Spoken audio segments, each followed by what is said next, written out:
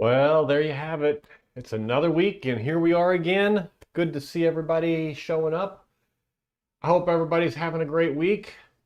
And I know I've had just a fantastic week. I do want to, we'll go over all of that later on as we go through the show tonight. We have a fantastic show planned. We're going to talk some about solar panels tonight, about new panels versus old panels, some of the things that I've gone through in the last week or so since I got my new panels. And for those of you who haven't watched the video that came out this morning about solar panels, I encourage you to go back at some point and watch it. A lot of good information in it, but a lot of it we'll go over here together tonight. I do want to welcome all of the new viewers from Facebook. I know that I had a video on Saturday go just absolutely bananas, and we picked up 15,000 additional followers. So thank you so much. It was quite a surprise. I was out for the weekend at a show, and when I got back, there was just this new huge influx. Not to mention that YouTube also has been doing marvelous things. Speaking of the devil, we'll switch over a little bit to the stage with the fireworks to say thank you for the over 15,000 subscribers or members on Facebook and 25,393 subscribers on YouTube. You guys amaze me. Thank you so much. I really appreciate it, and I appreciate everything that you guys contribute, you bring to it.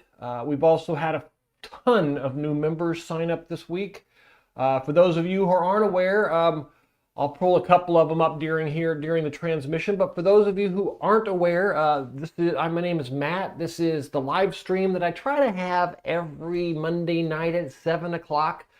Occasionally, things don't go as the way I want them to go, so it doesn't always work out that way. But as of this week, YouTube announced that they've got a program going on. I don't know if it's just for my channel or a bunch of channels or whatnot, but most of you can subscribe. Get a free membership for the next month. I think if you just go down and hit on the membership thing, it'll give you an opportunity to use the free token you've got for that. You'll get access to all of my videos, and this next month is going to be particularly heavy on early releases because I am releasing at least one video a day all month. As the summer months roll through, there is just a ton of content to go over. New devices, new things, new stuff coming out all the time. And it just really, really is awesome to be a part of this and to have all of you along for the ride. I see we have Fast Teddy 760 watching from North Cali, learning a lot from your videos. Well, welcome to the channel, Fast Teddy, and welcome to the live stream, obviously. That's what it's all about, is learning and educating, and I always try to listen to all of you guys' feedback, with the exception of this week on Facebook, with approaching a million views on a video in a couple of short hours. Made it very difficult for me to respond to everything. I will try to get to you all, though. But obviously, you could always come here and ask your questions, and at least until I can't answer them anymore, I will do my best to go through all of the comments, as I always do. I see Donald is back. Donald, good evening to you. How do you like our stinky weather this week? Nothing but clouds and rain, and more clouds and more rain. And we will deal with it the best we can, although you'll hear a little bit about with my new solar panels how that kind of may be a solution for some of that. So we'll get into that here in a little bit. Solar and more. Hello from Lakeland, Florida. Well, hello, Lakeland, Florida. Hello from over here in the Melbourne, Palm Bay, Cocoa Beach area also. We have tons and tons of good content. I've got somewhat of an agenda tonight, but as always, you guys, if you've got something that's different, you want me to talk about something specific, please bring it up. Let's do it. I don't have any problem with that. My schedule is not fixed, and I've kind of arranged it in a series of, I don't know how many questions or how many bullet points to talk about tonight, but we'll just start going through them one at a time. And as we get questions and feedback, I'll just interrupt the show and we'll go back. We'll go to the feedback and try not to get too far behind. 4¾ inch of rain in the last 24 hours. Yeah, tell me about it. But you know what's actually kind of neat about that? I'll show you what I'm talking about here. If I can actually get it to share the way I want it to. Let's just try it here. Do that. I think if I click on this, oh, look at that, it worked. Okay, so, oh, that's not the view I want though. I don't like that view. I like this view better. Although that one does look good. Okay, anyway, so this is the Home Assistant. And as you can see, I've already got the bit miner running because the batteries were already getting full. And that is the moral of the story tonight with the new panels versus old panels. I did end up getting quite a bit of generation in today. As you can see here, we did have a nice storm between 2 and 3 o'clock, but I still pulled in 48.5 kilowatt hours. As you all know from the video release this morning, 48 is probably about 15 more than I would have on a normal day with the used panels. So, and I've got some more details about that as we go through it. So I'll get into that as we go through it. I'm going to put a couple of, I'm going to try something new this week. I've got a couple of, I think polls, I think is what I ended up getting them to work. Let me just see if I can come over here and start these polls. So if you see the poll, please just, I think you just put in the answer in the comment box below and it will tally up your polls. So as we go along, I'll just pull up a couple of different polls throughout the show and see how many people get some curiosity questions answered here. So the question is would you buy used panels today? And obviously most of you watching this channel, the answer to that would be yes, but let's see how it goes anyway. All right, so let's get on with the first part of the show today, which is why used panels were such a great deal. And I talk about this a little bit in past tense, not strictly meaning that they aren't a good deal anymore.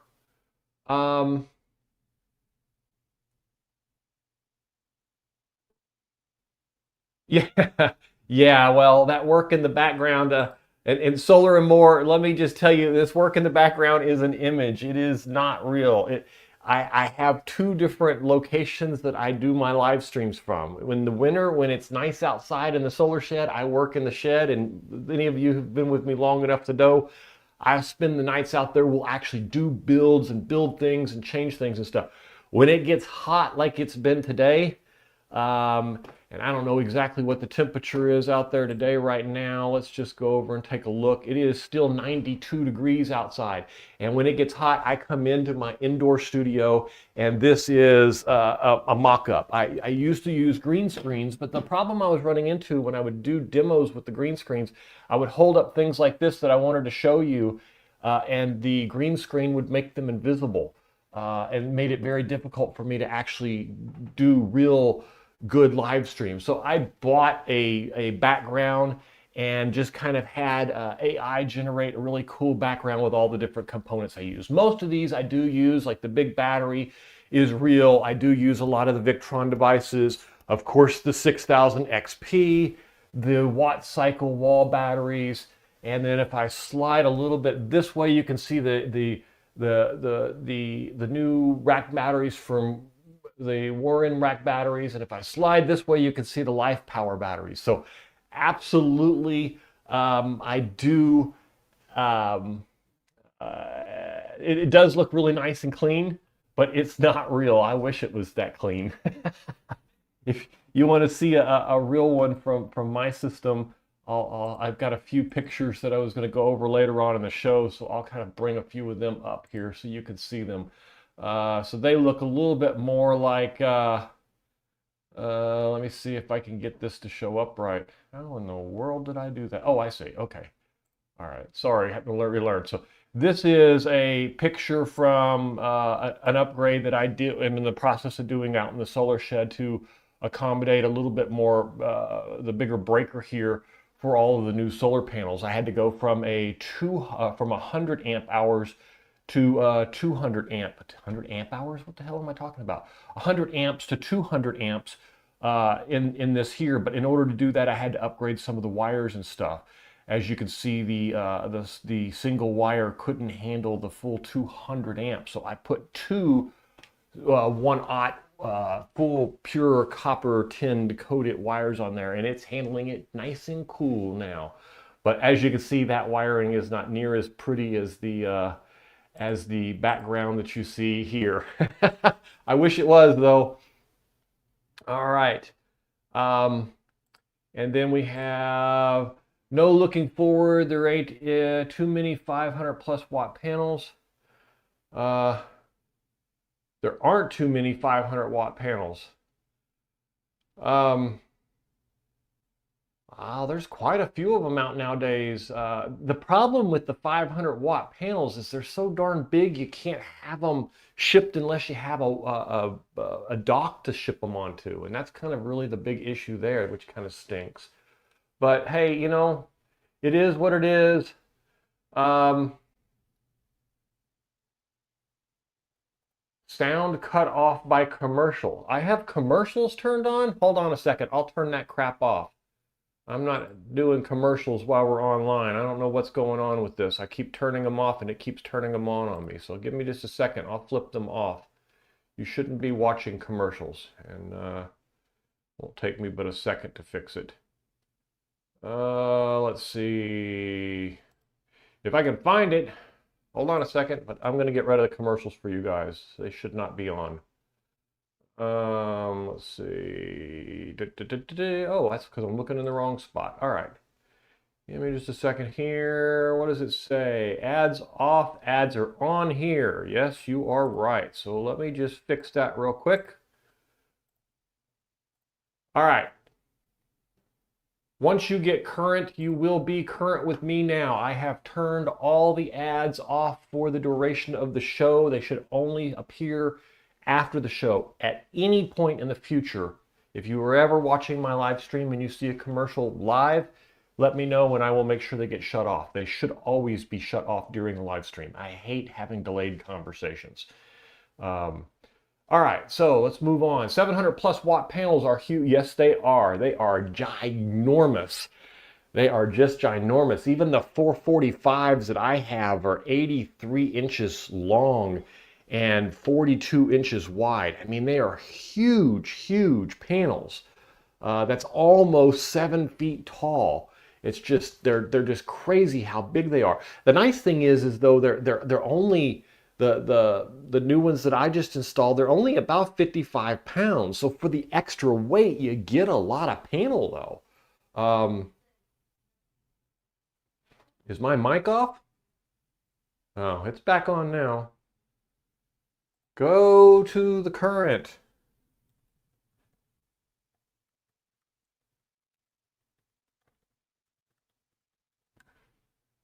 Let me know if anyone sees any more new commercials because they should be all gone at this point. So I have turned off all the commercials. So hopefully Donald, that takes care of that for you. I hope they're gone.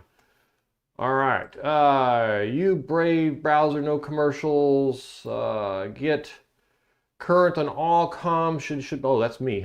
Okay. All right, so let's talk a little bit. Don't forget to make sure that you're answering the polling question, and then I'm going to continue on here for the first piece of the puzzle here is why used panels were such a great deal. And this is 90% of what I'm going to tell you is opinion. It's my opinion based on the experience that I've had with solar panels. And so I want to make sure that we're all kind of aware of that, that there is a right time and a wrong time for most of the panels and the differences here. So $20 to $40 panels are used. You can find them on Craigslist or Facebook all the time. I still say Craigslist, but Craigslist is pretty much gone now. And then the nice thing is that they're relatively inexpensive. There's a huge surplus of them now because what's going on is a lot of these solar farms are limited by space. And so the only way they have to increase the amount of solar power they have is the same option I was left with. I had 94 used panels laying all around and was using them all and wasn't able to generate as much as I wanted.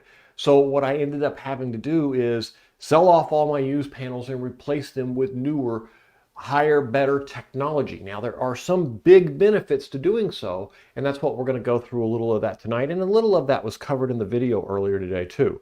But that surplus has made them super cheap. $20, $40 panels is a great price, and it's kind of hard to compete with.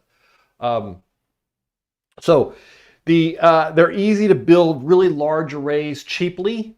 And they're great for learning. A lot of people when they bought my used panels, they were in the process of learning. They were in the process of setting up. There was anything from tree houses to small RVs to learning to set up a small solar system in their backyard to all of these things. And they are great for that because they're cheap. And if you do something and you break one or something like that, it doesn't really make you really sad. For example, when I installed all those panels, there was probably 3 of them that I shattered in place of hanging them vertically or putting screws in them the wrong way or things like that. And had they been new panels, it would have been very, very problematic for me.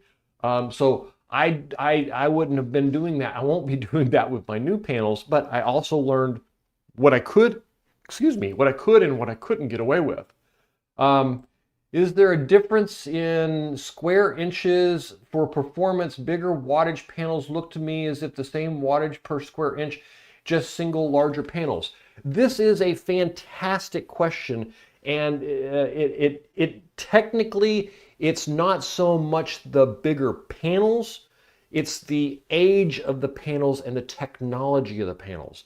A lot of the older panels, and I'll give you an idea, and this is kind of a part of really what I wanted to talk about today, and the thing I didn't get to go into as much detail in the video as I would have liked to. So I'm going to go back to Home Assistant and kind of give you guys some stats on this, because this is a great question. Fast Teddy, I think it is. Yeah, Fast Teddy. So we're going to go back over here to Home Assistant here, and I'm going to show you. So if I pull up the old stats from when I used to get, actually I'm going to do this in Solar Assistant, because Solar Assistant shows me pretty early on when full power comes to the panels, because the first thing a panel has to do is it has to get enough light to generate power. And once that power gets up to a thing, that's what usually causes your inverters to turn on. So if you've got like an EG4 6000 XP or one of the larger inverters, you need a certain amount of power in those panels to turn on. Most of the time it's 120 volts. Some of the more bigger recent ones are even 200 volts. Now, in order to get 200 volts, that means that you need to have enough power flowing through those panels to actually get those inverters to turn on. So you can see here, my sunrise isn't even until 7 something in the morning. But at 6:35, I'm already at 236 volts on these strings, and 300 volts is full power for these strings by 2 minutes till 7 o'clock. Now, 2 minutes till 7 o'clock, if you look over here, and I'm going to put this on the same spot on both sides. If you look over on the right-hand side of the screen, you'll see that the generation is almost nothing. But the panels have powered up and are creating the voltage to carry that power. Now they can start generating. Now, this is what was really different about used panels or older panels. These are newer panels with an efficiency rating between 21 and 22%. And a lot of people ask, okay, so what does the efficiency rating really mean? Well, what it means is that they are collecting at a broader base. And I have seen a significant improvement in this actual number simply because they are able to collect at times when you wouldn't expect your original panels to collect. For example, on a very, very shady day, and let's talk about yesterday. Let's see if I can bring this back 24 hours here. There has to be a way to scroll this backwards. Last 24 hours, last 2 days. Here we go. So as you can see, today is here. Now for today, most of the day, short of this section right here in the middle, I had okay sun. It wasn't great, but it was bright enough that I would have gotten solar from most of the panels, new or used. Yesterday, however, would have been almost no production from the old panels because it was all indirect light. And indirect light on those older panels wouldn't have powered up to the point where they could have even collected any of that indirect light. And if you're looking at this chart and you're saying there's a huge dramatic increase between what it produced today and what it produced yesterday, if I go back and look at this is what it produced today was 48 kilowatt hours. Yesterday it generated 22 kilowatt hours and there was no sun. It was cloudy all day. It was rainy most of the day. So I got 22 kilowatt hours on a horrible day. As a matter of fact, I think it was just a few moments ago that someone was saying we'd gotten all that rain. Donald was saying that we got 4 inches of rain, and he's absolutely right. If you look back at my production here, 22 hours, 22 kilowatts the day before, 40 the day before that, 46 the day before that, 28 the day before that, 46 the day before that, and this is during all of this rain. Now, in the old days with the used solar panels, now keeping in mind, this is 32 brand new 450 watt bifacial panels. Now, the bifacial isn't really set up in a bifacial configuration. I set them up exactly like the old panels were set up, with the exception I've only set up 32 of them as opposed to 94. But if we go back a little further into the time before I had these panels, which they were installed right around here somewhere, then we start seeing 12 watts, 12, 12, 10, 14. Now keep in mind, these numbers are 94 used solar panels in the same spot with the same light that you have now. And 15, 13, 8. And so when it get rainy or everything, now the best day, now these are kind of rainy days. These 25, and I went back and hunted it down, my best day with 94 panels on the sunniest day of the year, on the best performance that I could find, was 36 kilowatt hours. The worst day, most days where it's rainy and stormy, I would get about 5 or 6. Now that means it was about 1/7 the production of the normal lighted day. Now I'm getting 20 to 25 out of the typical full day of sun would be 70. Yes, it's less, but it's 40%, not 12%. That is a huge difference in the quality and the performance of a panel at the time when you need it the most. That was the part that was important to me, is that I am running a bit miner today and yesterday because I have enough power, excess power to burn, but not because it was so sunny, not because it's summer, because the panels were able to collect even in shaded environments. And that has probably been one of the biggest surprises. And I've got another really big surprise, but I'm going to stop for a minute and answer some of these comments. You guys have got a lot of feedback out here, so I want to make sure I don't get too far behind. Just liked and subscribed. Great, Solar and More, glad to have you. Make sure if you are here and you are new, for you YouTube users, there is YouTube informed me earlier today that there's a free subscription for the membership also if you want it. So I think everybody should be able to at least get 1 month free. See if you like it. This month is going to be particularly active because I'm going to be posting a ton of content this month because it's summer and we have lots of new stuff coming out. So feel free if you are interested in getting to that content a little earlier. Sometimes I post them a few days early, sometimes it's a week early, sometimes I have 2 or 3 weeks of videos out there, sometimes I only have a couple of hours of videos out there. So it just depends on what time it is. I think right now I have Monday, probably Wednesday's release. I've got a few more in the bucket, but they're not ready yet. Unless you're watching shorts, then there's a few of them out there also. Jake, if you have a truck or trailer, you can just pick up the large panels from the shipping depot. Yes, you can if you are close enough to it. And I'm assuming the shipping depot here where I live would probably be Orlando, and I could do that. I could go and pick them up there. But it's really nice. Even the ones that I had here, as you saw in the video, made me a little nervous, but they did deliver them. So that was kind of nice. Where do you find used panels? North Coast region. Used panels, what you're going to want to do is you're going to want to watch and scan Facebook, usually Marketplace. People are trying to ditch the panels. They either want to get rid of them, they had them taken off of their roof and they got a new roof and they don't want to put them back up because they're old. They don't want to pay for a disposal fee, so they'll let you come pick them up. You've got solar farms that close down. They're looking for a way to sell off the old panels and get something out of them. Most of them will clearance them at really good prices.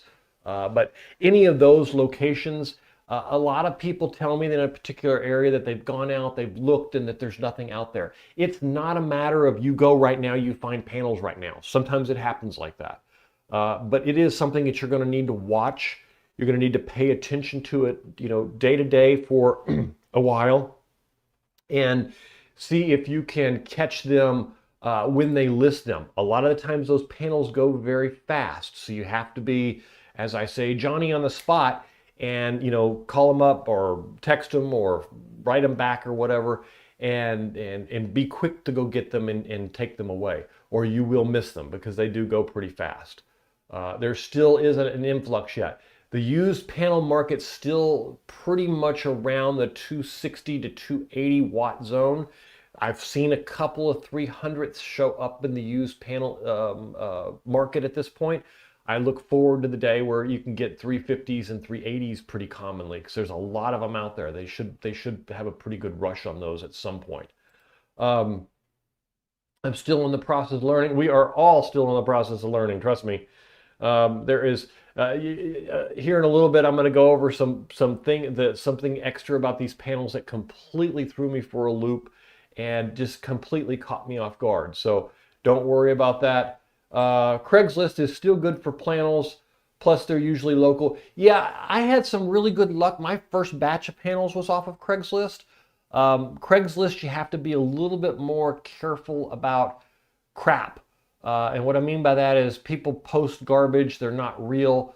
I've usually figured out that on Craigslist, you almost have to send out a cursory question of something that that's not generic enough to where they can actually respond with something they had to be almost human about to do.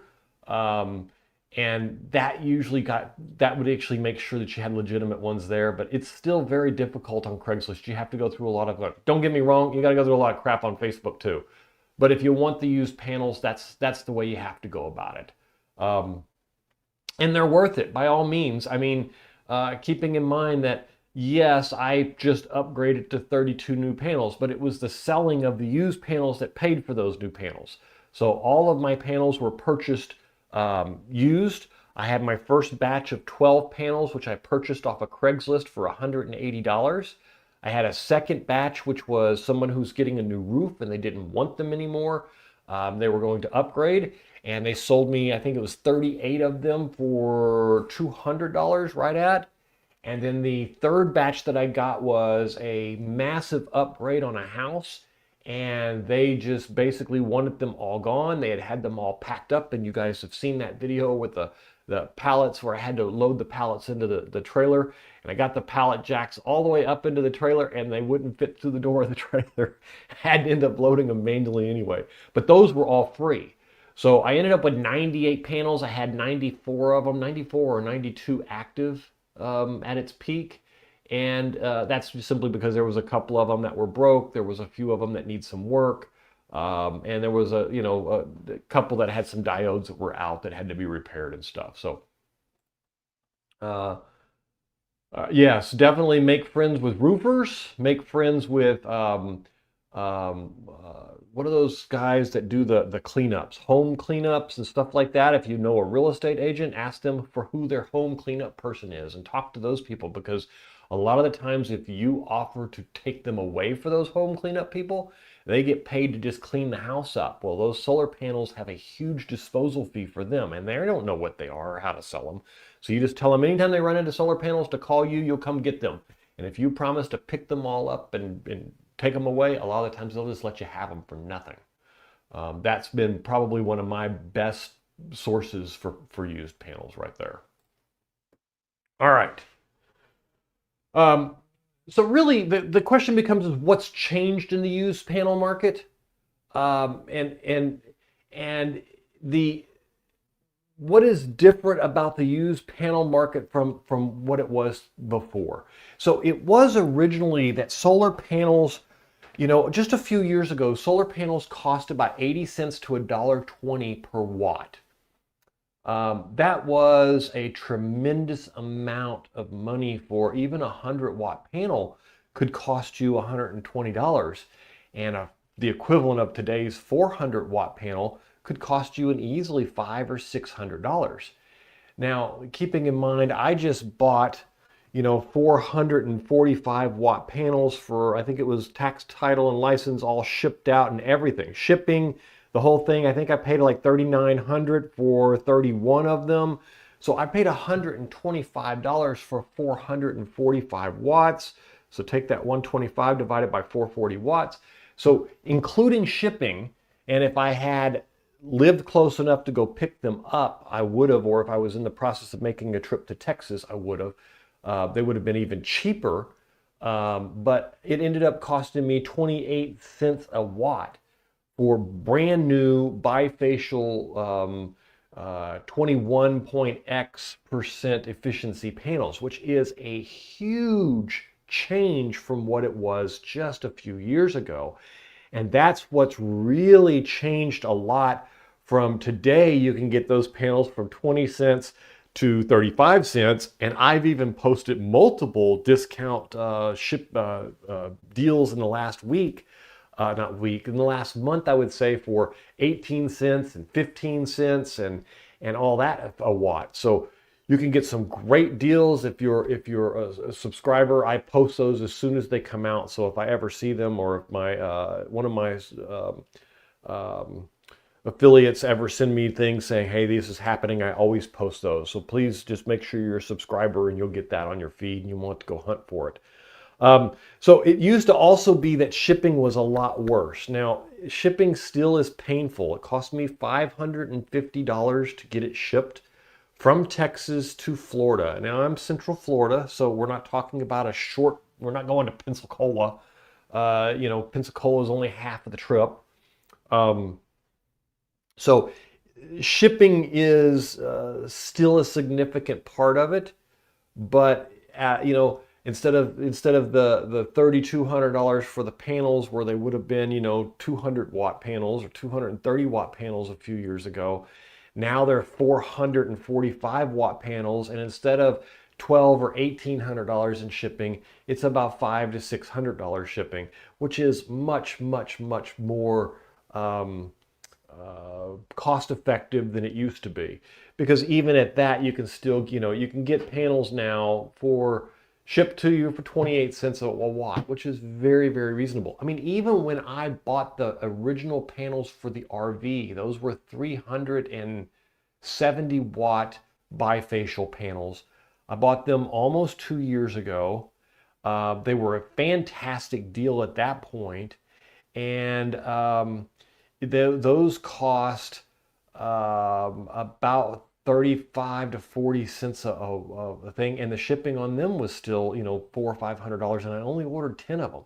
So everything as far as panel cost has come down, and that's made a huge difference on that. I think this poll is pretty much done. I think everyone agrees that, so let's switch the polls. What do you say? I'm just going to stop this poll and we're going to start a new one. And I'm curious of what is the biggest limiter of your, what is your biggest limitation? Is it budget? Is it roof space? Is it property size? Is it your battery inverter limits? You know, maximum capacity, voltage, that type of thing. So if you get a chance in the comments, just comment 1, 2, 3, or 4, just whatever your thing is. That will populate that for us. Or can you click on it? I don't even know. Can you click on it? I don't think you can. But either way, so that's the big, and this brings us to really the third part and the third largest question here that I have in today's live stream is basically talking about roof space versus ground space. Now, as you all know, I have 31 415 watt panels on my roof. It's grid tied.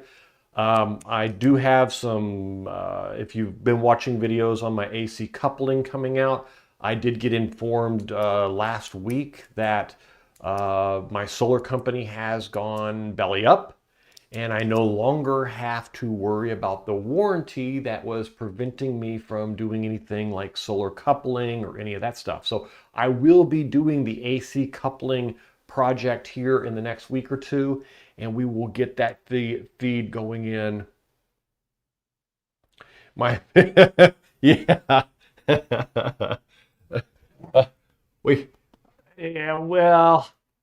Yeah, we won't say anything about that. Maybe mine might be watching, so I don't want to have any comments there. But mine's been very, very accommodating up to this point. But I think a lot of that is that the rain comes and knocks out the power once, or the hurricane comes and knocks out your power once, Donald, and she'll be looking to you to keep things running, and that might help you convince her to be a little bit more generous with the budget.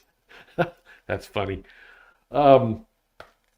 So I have the 31 panels on the roof, but I also had the 94 panels in the backyard, and a lot of us are looking at limited space. So if you have older panels on your roof and you're thinking about doing the upgrade, some of you can add additional panels and get that extra power out of it. But sometimes you just simply don't have that space. I know back when I was traveling in my RV, I didn't have that ability. And that was why I built the solar shed. And that is why I had all that content about the solar shed. Because when I was parked, I didn't want to pay for that electricity. And I had a home base that was, you know, down off the river, and it made it very easy for me to just pay my electric bill. And I was basically given the ultimatum. I could have the solar panels, but they either had to be attached to the building or the RV. So I put 3,700 watts on the RV, and it wasn't quite enough to go off grid. I still was getting an electric bill, and I didn't want the electric bill. So I built the solar shed. Now I built the solar shed with 12 300 or 250 watt solar panels. Now, had I needed more power, I wouldn't have had any more room. There was no more room. And this is what a lot of us face. And this is what I was facing. There wasn't room for me to add more panels, so I had to go into either upgrading the panels I have or living with the power that I have. And for those of you who know me, you know that I'm not about, solar for me isn't about learning to live with less power. It's about the freedom to live with whatever power I can generate, as much as I can generate. And I encourage you to generate more and find creative ways to use it. I run a bit miner every day. I've got one running right now. Lately, it's been running 12, 15, 16 hours a day. So I really am about the independence and the freedom of power, not necessarily the conservation, because if I'm generating it, then there isn't anything to conserve. And that's really what it's about for me. I usually get what I want, but it just takes a while. Yes, and creative ways of presenting it where it's their idea, not yours. Um, how is grid tied benefiting you on your electric bill? Okay, so this is actually an interesting question because this, for the first time in 3 years, last month I got an electric bill. And my wife was kind of puzzled. She says the bill's, I think it was $62.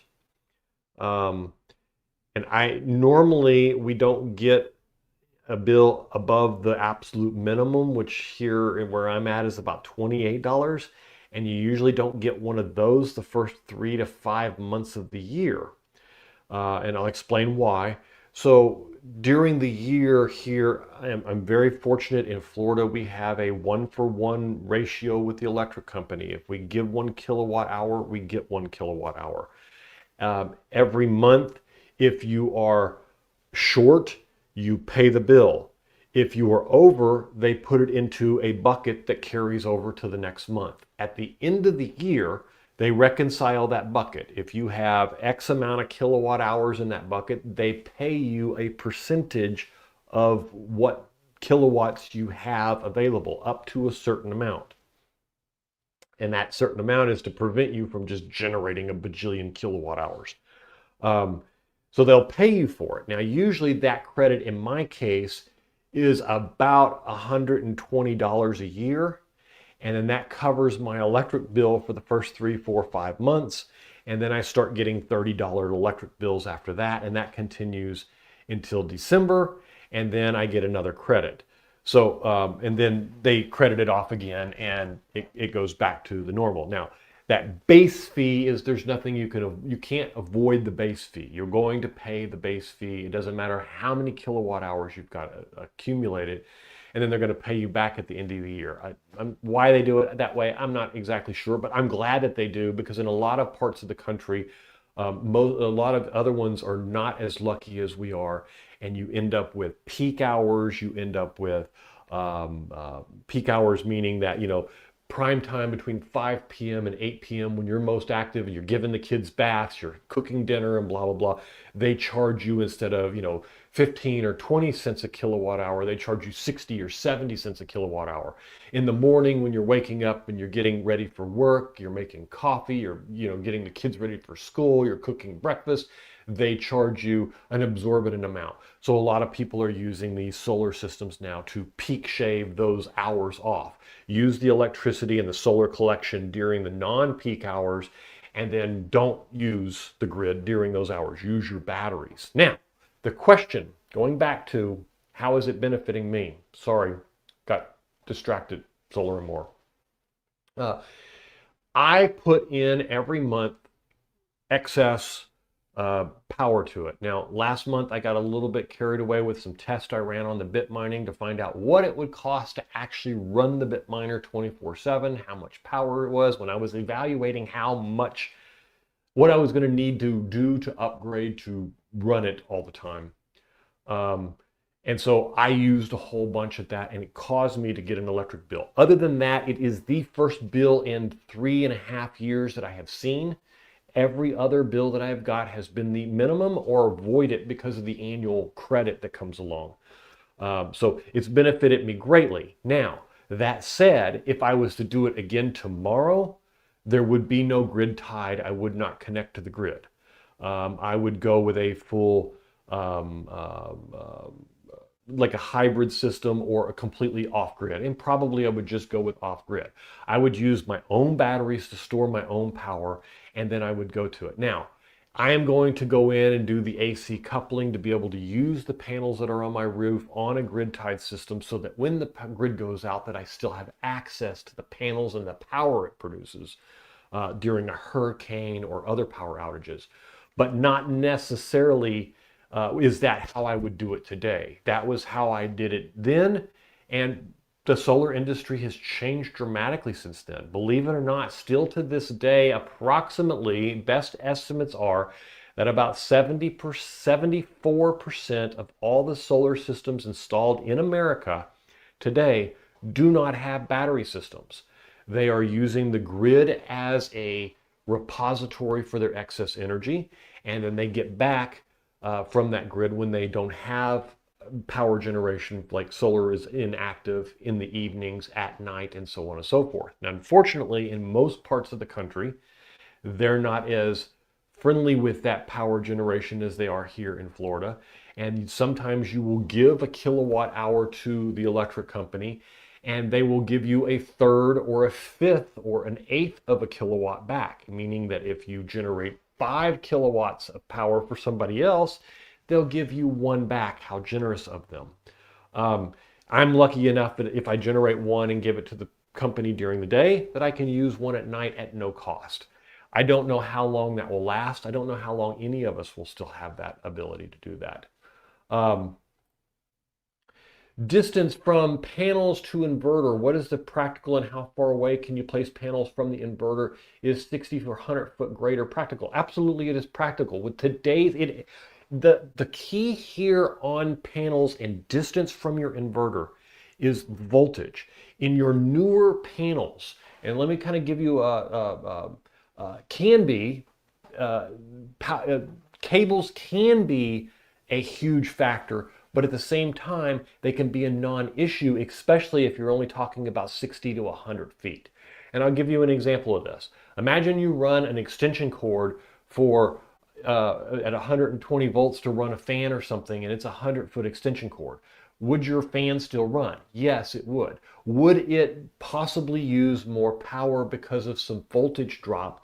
Yes. Now, if you drop that down to a 12-volt battery, and let's say you put your fan on your car battery and run it 100 feet, when it gets to the end of that 100 feet, it is going to draw a lot more power because the voltage drop on 12 volts is going to be 10 times the drop of the 120, thereabouts. And 10 times is really a bad example, and I probably shouldn't have said it. It is going to be much higher than the 120 volts. The thing is the higher the voltage goes, the less the drop. Perfect example of this is the power lines outside. You'll notice that in all the power lines, there's 2 sets of lines and sometimes 3. The bottom power lines are the 120 volts that are for homes. So during your house, it comes down and it goes into the transformer. That transformer is stepping the voltage down from the higher power lines down to the 100 or 240 volts that goes into your house. And the reason it does that close to your house is because it can't travel more than a few hundred feet without some level of power loss. Keep that in mind, a few hundred feet without some level of power loss. Now, if you go to the lines above that, most of them in a residential area are operating at about 12,000 volts, but they can travel miles and miles without losses. And then if you go to the big ones that are on the big giant metal poles and stuff that are out in your along the big highways and stuff, some of them are running in the 250 and 300,000 volts. And the losses are very little because the voltage is so high. So the trick here is on your solar panels, to clarify a little bit what the question is to bring that voltage up to the highest point you can for the inverter you have. And now let me give you an example of what I mean by that and show you on my system what that means. So on my system, if I go over here to Solar Assistant, you will see that during the day, mine operates at about 300, at least the 2 strings that I have connected to my 6000 XP, they operate at about 300 to 310 to 320 volts. Now, they're not placed a couple of hundred feet away, but they could be. because 300 volts could easily have a decent, would have very little drop on power. Now, the other thing you can do to make a difference also is pay attention to the PV wire you're buying. PV wire comes in with primarily 3 sizes. It comes in 8 gauge, 10 gauge, and 12 gauge. Now, the cheap stuff that a lot of people buy is the 12 gauge. And for most of us, the 12 gauge is fine.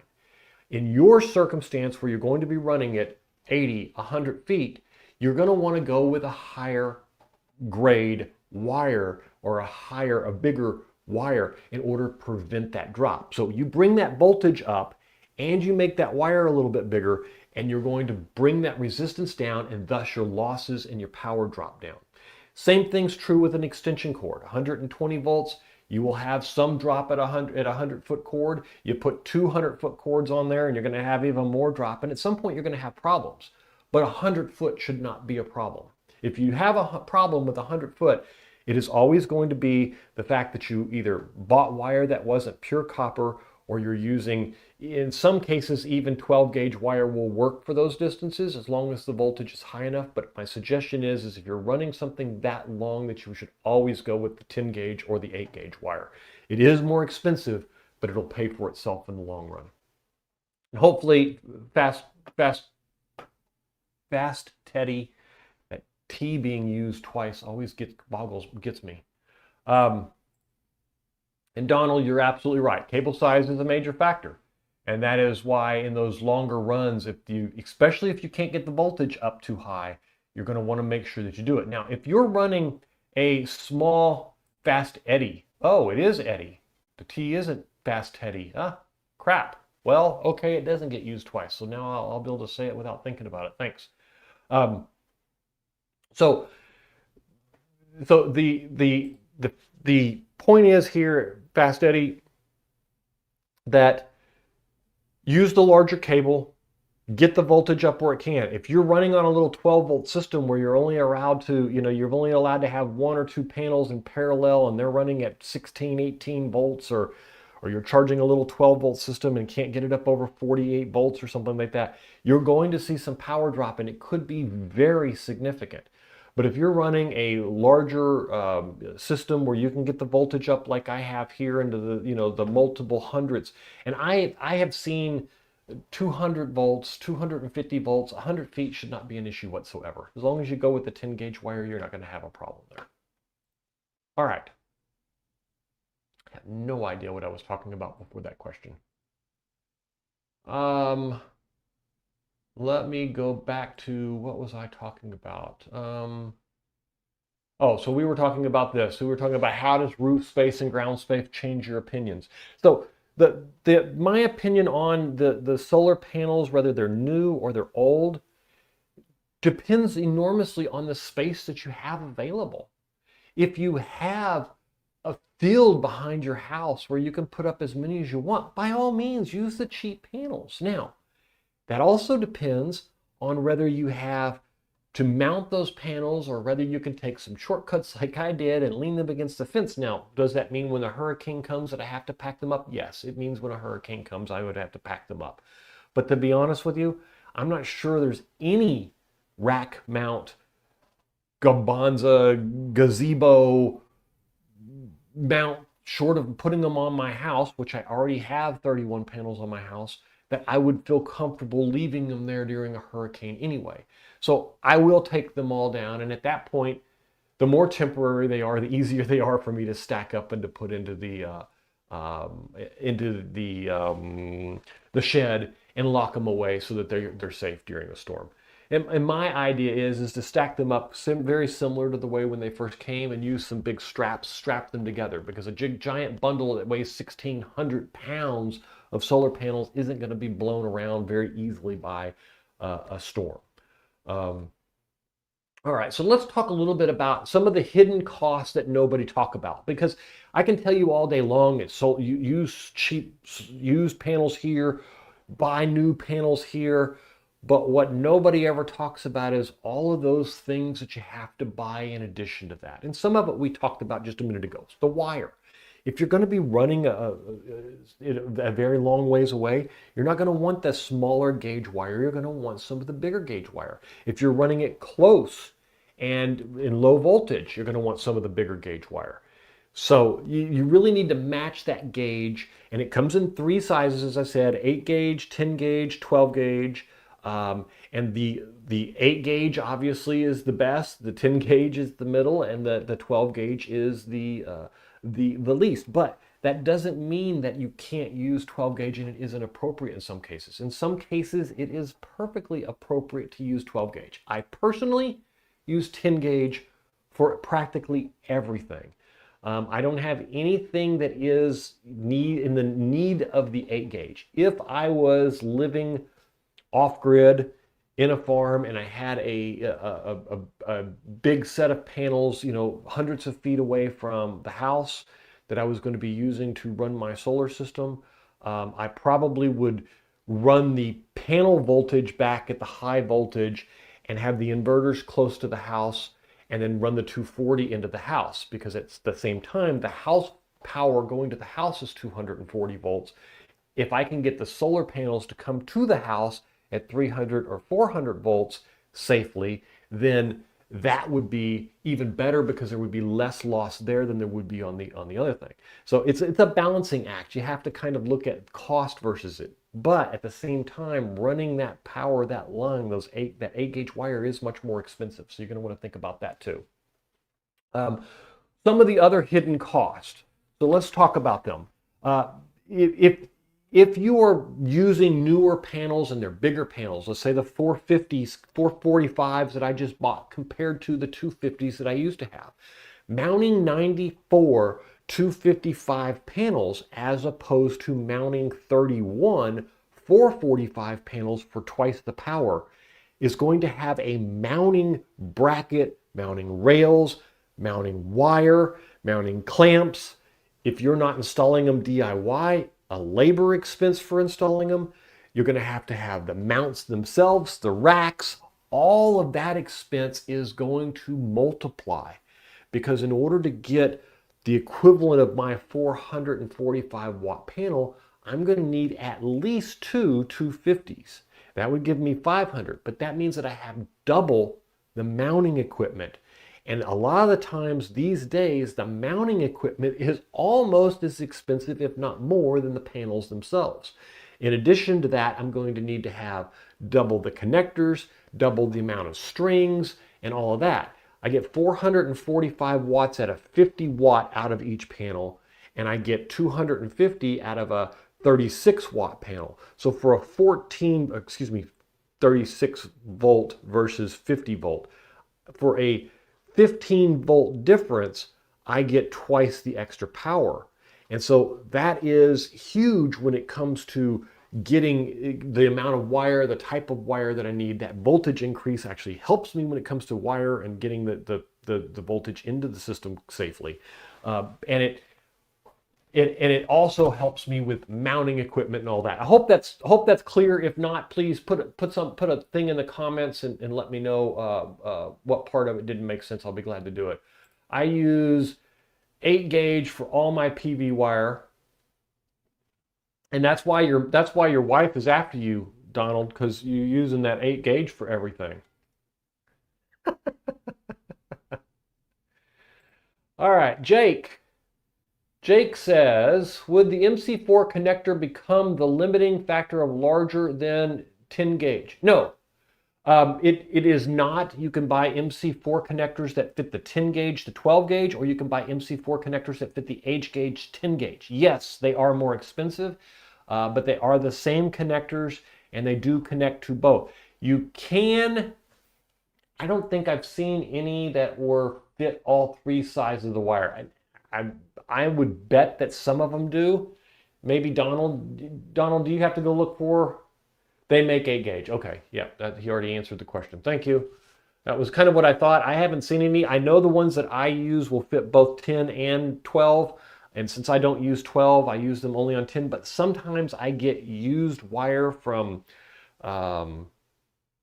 when someone gets rid of a system and I get rid of their used panels for them, I will get the used wire and use sections of it for testing systems and that kind of stuff.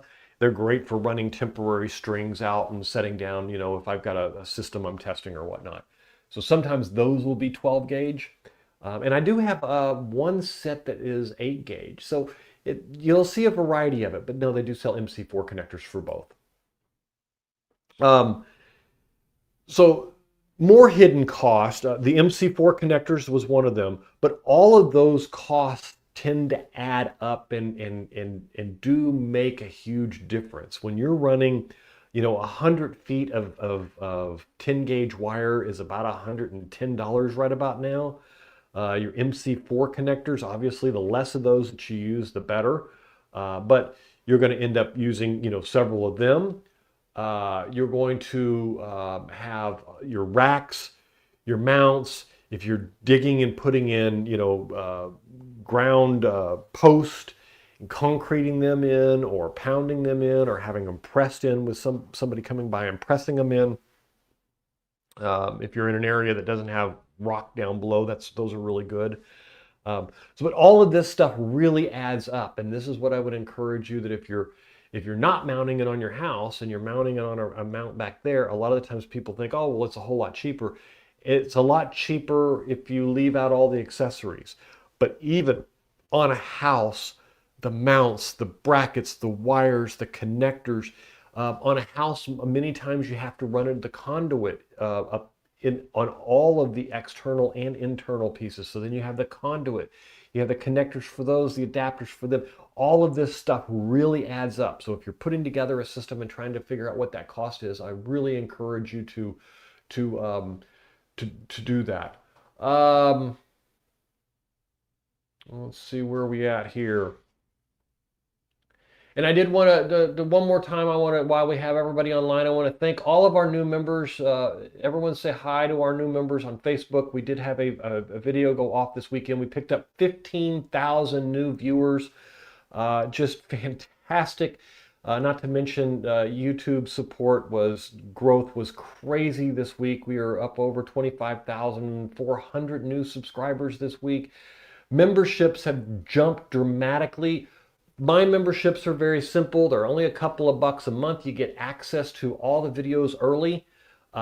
Sometimes I have one video out there. Sometimes I have 3, 4, 5 weeks of videos out there. This month is going to be particularly active. I will have video releases every day, probably for the entire month. Mostly, probably every other day long form, every other day short form, something along those lines. But that's what I'm working on there. So.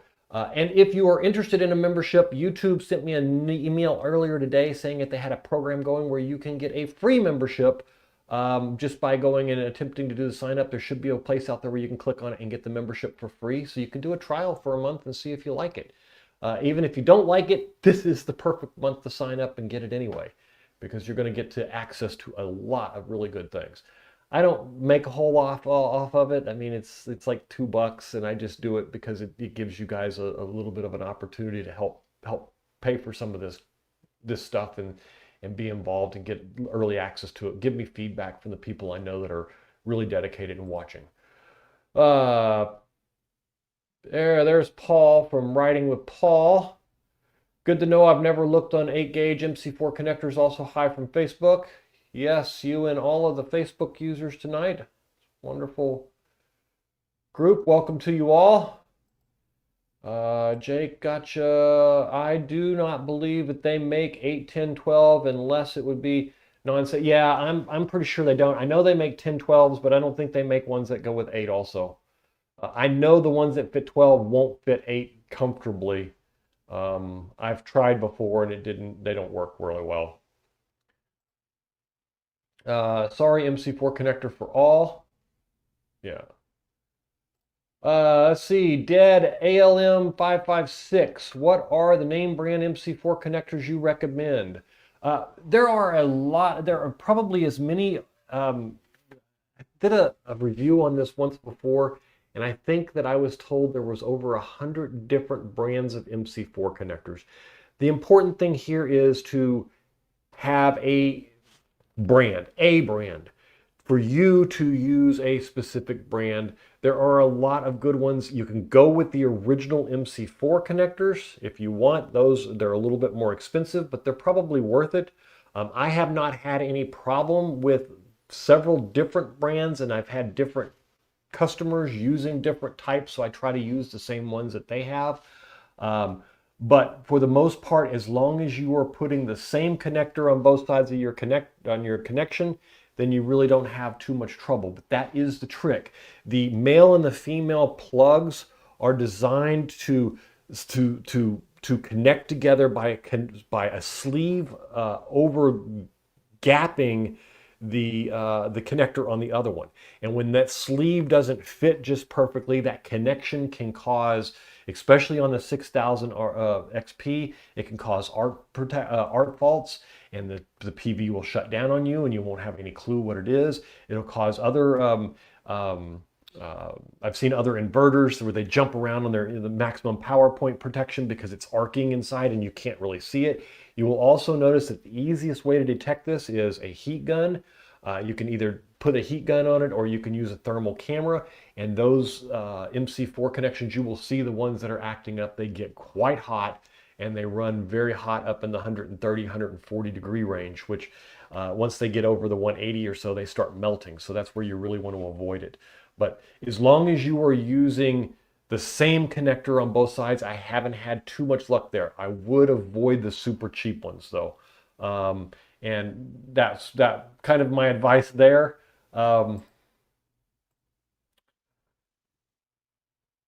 Fast Eddie, I need to head home. Thank you for sharing knowledge. Appreciate Fast Eddie. You are very welcome. I'm here every Monday night, almost every Monday night for the live stream, and all the questions are always welcome. So please welcome back, and we'll see you on the next one.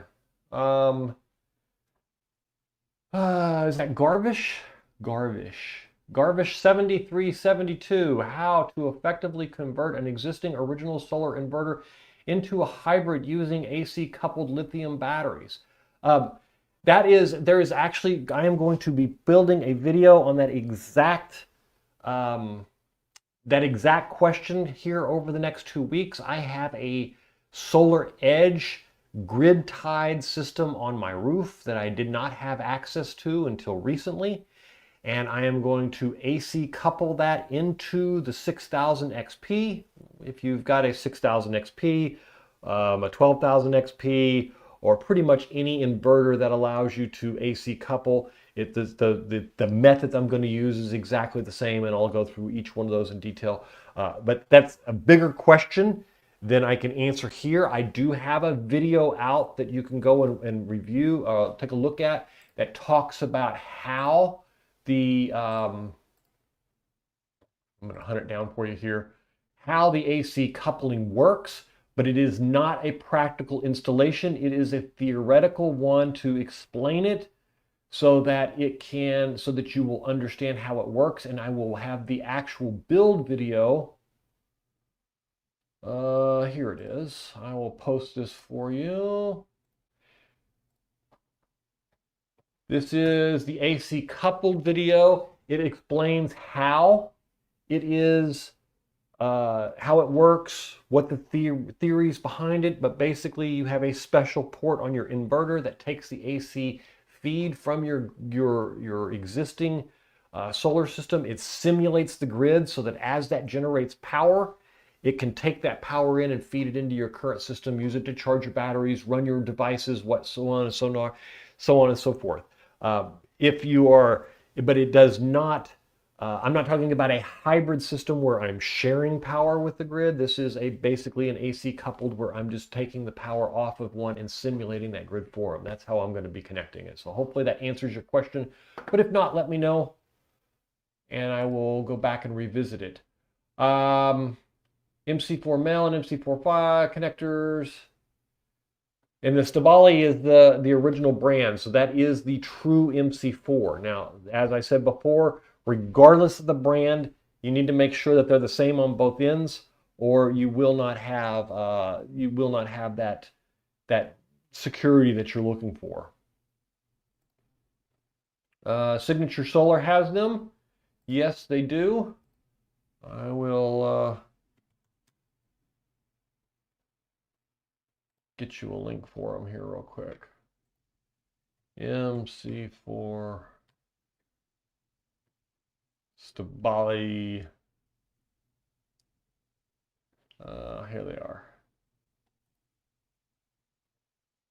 And they're the 1012s. I don't know if you're looking for the 1012s or the...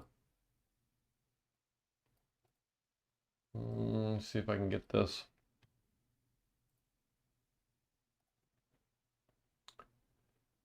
Yeah, give me just a second. Sorry, everything never works the way I want it to, does it?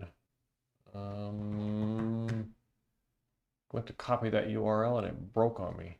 Ah, there it is. Okay, got it. All right. And there it is. That's the MC4 from Signature Solar.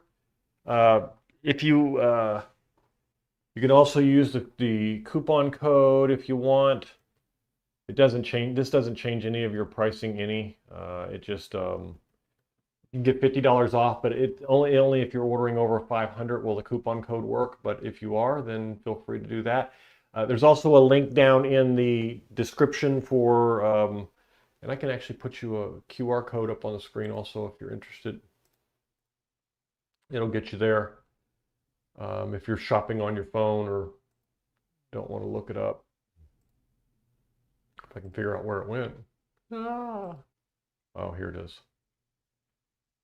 There you go. There's a QR code that'll take you straight to a parts list that I have with everything and all the different parts, all the different inverters, chargers, codes for Signature Solar, for all the different battery companies and everything that I use on all of my systems. So, all right. Now back to comments. All right, so can we connect model Percolon 42 volt 11 amp on the string with HT 49 volt 14 amp in the second string with two? So here's the trick, Garvish. The trick to connecting these is a lot of the times you'll hear people just generically say, no, you shouldn't do that. And what is really important here is you have to understand that each of your inverters has a voltage, maximum voltage input that it can take in.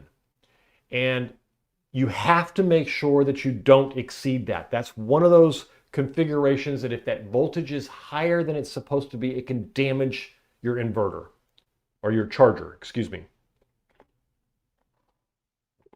I gotta have a couple drinks of coffee before it gets cold. But as long as your voltage doesn't exceed, you can mix the panels. Now, a lot of people will tell you it's not a good idea. Ideally, you wouldn't, but I have done plenty of tests on it. It does work just fine. As a matter of fact, when I got the new panels in, one of the things I did was hook up some of the old panels with the new panel to see if there would be any diodes that would cut out or blink out on the old ones, and there was absolutely no effect. So that does work. It does work quite effectively. If you are running in parallel, the trick here is to get the voltage on the parallel strings as close to the same as you can. In other words, you have a 42 volt panel on one side, you have a 49 volt panel on the other. If you ran those two panels in parallel, you're going to bring that 49 volt panel down to 42 volts. But if you put a 42 volt and a 49 volt panel together, you would be running at 101 volts. So if you were to run, if you had two of each of those panels, you would want to run them one of each on each series and one of each in parallel, and that would give you two strings of 101 volts, and they would work perfectly together, even series to paralleled. But the trick here is the voltage, to make sure that the voltage A doesn't go over your input charger, and that it's high enough to activate, turn on your charger, and if you have parallel strings, that you get them as close to possible. If you don't get them close to possible, this is a common question. Somebody has a solar system, they got 38 panels, one panel goes out and they want to replace it. They're like, well, I can't find anything that's, 36.8 volts. And my answer always is, you don't have to have exactly 36.8 volts. Panels have a lot of variance in them anyway. Get one that's a volt or two bigger and go with it, and you won't see any degradation from that point. That panel may not work as strong as it could, but it won't affect the other panels in the string. So there's a lot of things you can do there that can help you out. But absolutely, you can use them together, but you still have to be very cautious of the voltage. That is the real kicker here. That is what you're really trying to get to the exact same. If you have more details about the exact panel setup and how many and what you're trying to do, then I'd be glad to help walk you through and make sure you get it right. If that wasn't clear enough for you to get it on your own, which you may be able to, I may have made it clear enough, or I may not have been. Sorry if I didn't. Big Bad Bo, do you think it is possible to use 3 EcoFlow Delta Pro 3S with battery for a permanent off-grid solution? The Delta Pro devices are really good devices, but my opinion is, and it is only an opinion and probably not a very educated one on the Delta Pro, because I do not use them personally. I build most of my systems and stuff. Delta Pros are great for those people who want to pay the premium to have someone else put it all together, make sure it all functions and works. I, on the other hand, like to teach people to put it together themselves and have the flexibility of expansion. That said, if I was going to use a power station for a permanent solution, Delta Pro would be one of the very, very few that I would trust to do it. They make very good equipment. I would do some initial stress testing to make sure through a thermal camera that it could handle what I wanted to do on a regular basis. It is very, very common for people to build a system to use in an emergency circumstance and not use it until they get into an emergency circumstance. Find out that wall plugs, outlets, cables, connectors, and things overheat when they're really stressing it. So my suggestion is, yes, if it's a Delta Pro, I think you could probably be okay.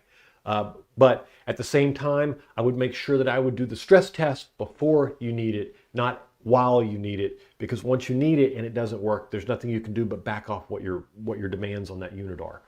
Hopefully that's clear enough. At the same time, please keep in mind also, I do not have any direct experience with Delta Pro, so I have a lot of knowledge about them and the quality of them and other reviewers, but I don't have any direct knowledge about them. What is the highest amps and MC4 connectors will come in, and can you use bigger ones on the smaller systems? And so most of them are rated for approximately 30 amps. I would not use them at that rating. I would try to keep it at in the low 20s if I could. If you are going to use them and stress them up to that point, then I would make sure that I thermal camera them to make sure that they're going to be okay. Once they're good and the connections are solid, they usually can last connected for years without problems. But that said, if they are used panels, and I'm going to stress this, if there are used panels that have been sitting out and they're weathered and the connectors have been exposed to the weather and they're tarnished, or whatever the case may be, a lot of the times they don't make good solid connections when you first start using them again. And so you may need to make sure that you're checking them to make sure they're not getting hot, they're not overheating, they're melting. I can plug in 1,000 brand new panels and not have a single bad MC4 connector. I can plug in 100 used panels and get 2 of them that melt on me.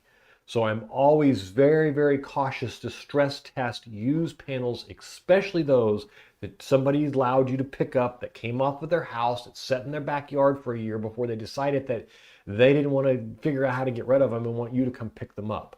Or they wanted to sell them on Craigslist or Facebook to you. So that would be where I would go there.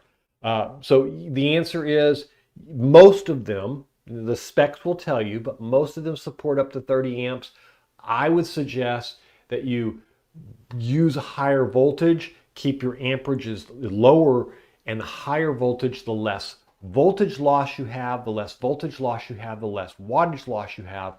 Whereas when you do it the other way around, all you do is increase the stress on the wire and make it more demanding.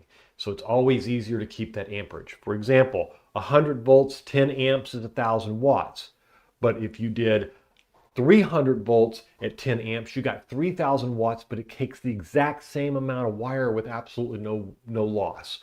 So you can support 3 times with voltage 3 times. So it really does make a difference. That voltage makes a huge difference. It drops your amperage, and dropping your amperage that is the part. It's the higher the voltage, the smaller the wire, believe it or not. The higher the amperage, the bigger the wire you need. So if you're going to be going distances, or you're going to have large amounts of power, you want to get the voltage as high as possible. That way your amperage can stay as low as possible, and that way your distance doesn't have drop and your amperage doesn't stress out the wire in those runs. All right, text the wife to bring out the fresh warm cup of coffee. I've still got most of a cup here, so I just need to drink it. And unfortunately, I'm more gabby than anything tonight, so I'm just not getting it drank. But I do have my backup plan in my Mountain Dews here if I need them, but I haven't even gotten to open them yet. So no backup plan needed at this point, but I'll get to them eventually, probably. All right. Moving on. Let's talk a little bit about the reality of bifacial. The bifacial reality is a lot of people ask me, I took a tremendous amount of heat for mounting those panels up against a fence. And you're right. For those of you who criticized me for it, you were absolutely right. It does not give me the bifacial gains that I would get if I was to mount them in a place that had rock behind them, that had sun behind them, if I put them up on a gazebo and had concrete under them, or paint my fence white or put gravel underneath it or whatever. You're absolutely right. At the same time, all of the comparisons that I've been doing for what I had and what I have now would have been completely invalid because they wouldn't have been the same setup. I set those first 16 panels up exactly the same way the original 16 were set up. And I set the other panels up in a very similar fashion to the way the rest of the system was set up. Intentionally. Now, could I mount them up? The fact is that bifacial panels can get up to about 30% more power. It is a very legitimate thing. It isn't made up statistics. They do work. Believe it or not, I do approach on many days bifacial gains from those panels because the bifacial panels they don't have a seal on the back of them that reflects the light back into the monoface of the panel. So the light bleeds through, hits the fence, and actually hits the back of the panel anyway. Is it significant? It's very hard for me to tell. I do know on my RV, I've got 370 watt bifacial panels there. They are mounted about 1.5 inches off of the RV, and I do see some bifacial gains from them. Is it as much as I could? No, it's not. I'm not claiming that it is. Please don't write me with hate mail about mounting bifacial panels flat on an RV roof or against a fence and being able to get gains from it. There are some gains. It's not super significant. I didn't buy the bifacial panels because I wanted the bifacial. I like the look of the front and the back of the panels. I like the flexibility of having that option in the future of mounting them horizontal and getting light on both sides. I like the option in the future of making a gazebo out of them or making a porch or whatever I want out of them. And I also like the fact that they're lighter. Bifacial panels are just lighter. They're still very strong, but to me, they just feel lighter and easier to deal with. So I like them for a lot of other reasons. The fact that I can get some additional power out of them, it's a bonus. It's purely a bonus. And a lot of what I do too, keep in mind that I'm not building a system other than the one that's on my house. All of my solar shed builds are for us to learn and to play and to teach solar or educate myself about a particular item. I'm not doing it for the fact that I want to build a solar shed to power XYZ.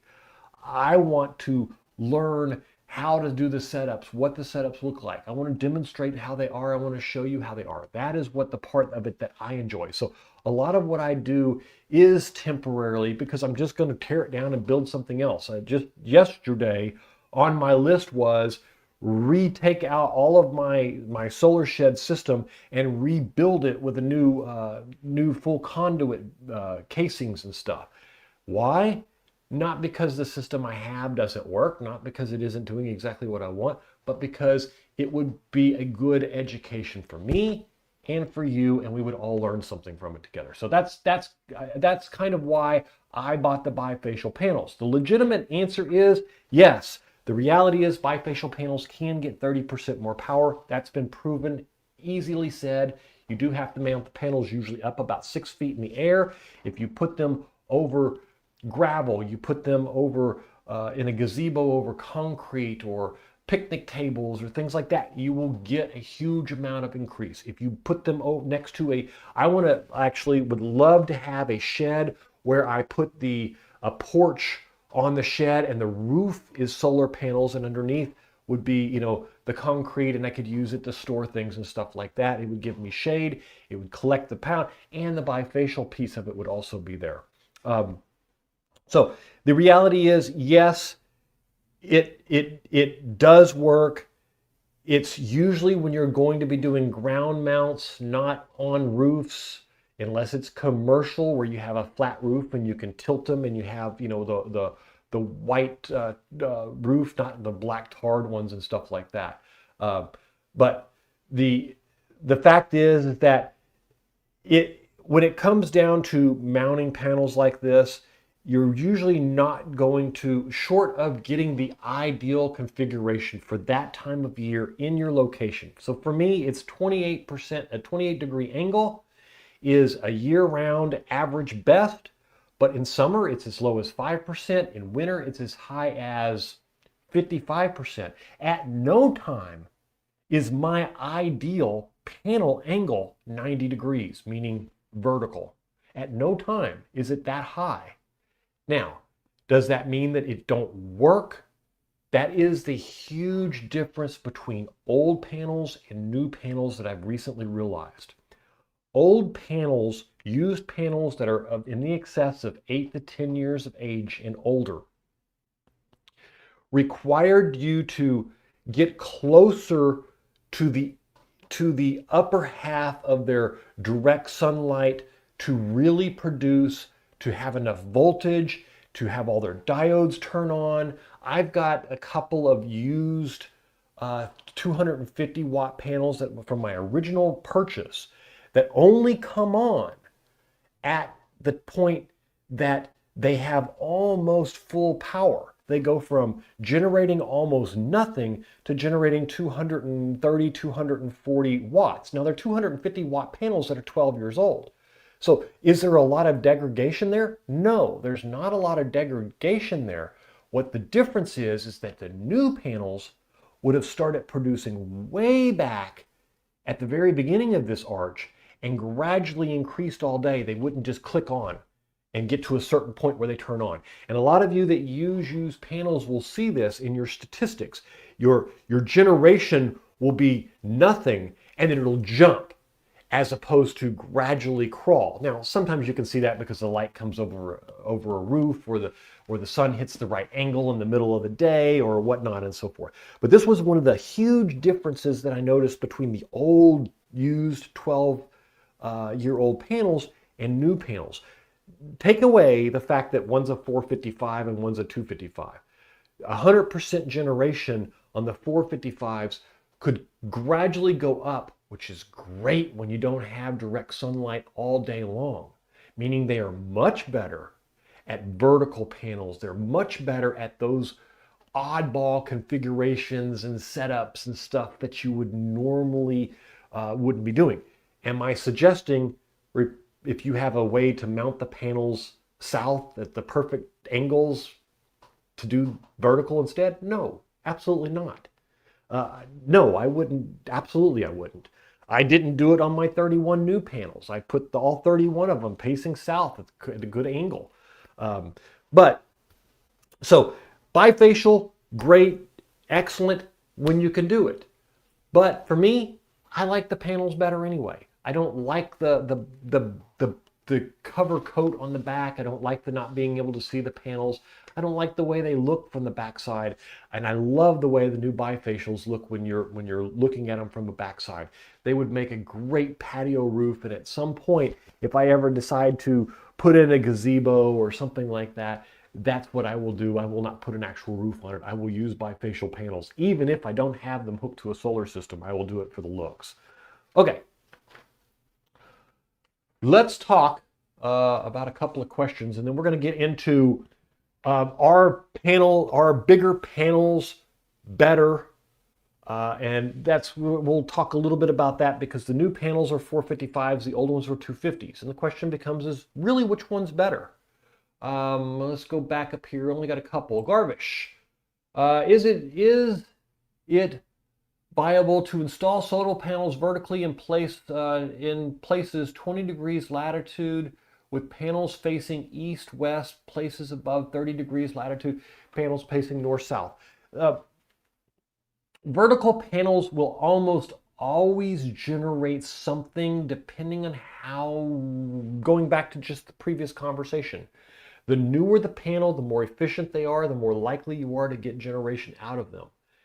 Is it ideal? No, it's not ideal, but you will get generation out of them. When I built the solar shed, this was one of the biggest things I took heat from tons of members would go out and say, there's no way you're getting that much power. And my point is that I had 12 panels on the solar shed.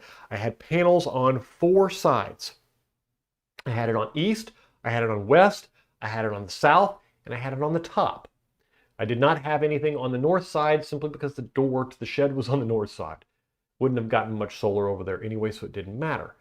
The fact is that the panels I had 3 on the east, 3 on the west, 2 on the south, and 4 on the roof.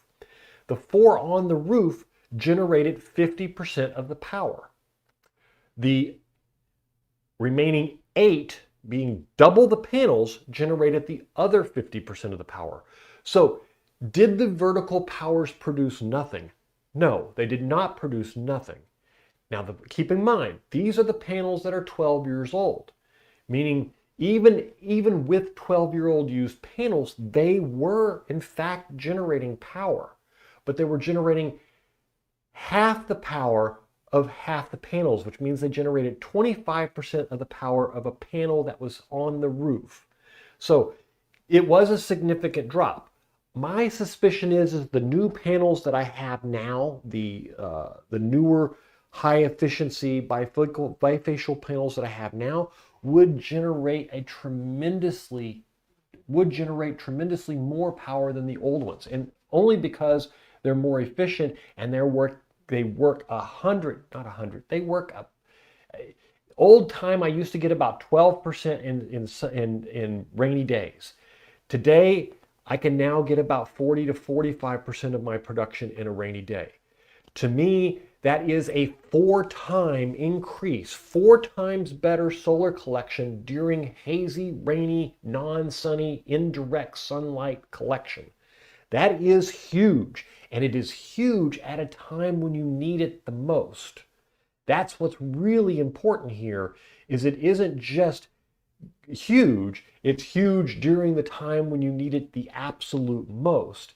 And sometimes having 30 kilowatts of solar panels and you get all the power when you don't need it doesn't do you any good. It is much better to have 10 kilowatts all the time when you do need it than it is to have 20 when you don't need it. So the answer is yes, you can do it. Is it practical? It depends on how much power you need. It depends on how many panels you've got. It depends on how much room you have. If you are in a place where that's your only option, then absolutely go for it. Especially if you can get the used panels and put them up with used and you're not spending a tremendous amount on panels. Now, if you're spending money on panels and brackets and mounts and racks and all of that, then you're going to want to go with collecting as much out of them as possible because you've got a huge investment there.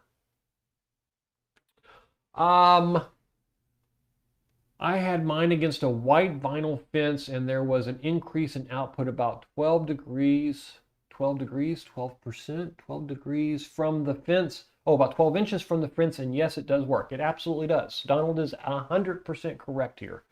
And I think everything that I said supports exactly what he said also.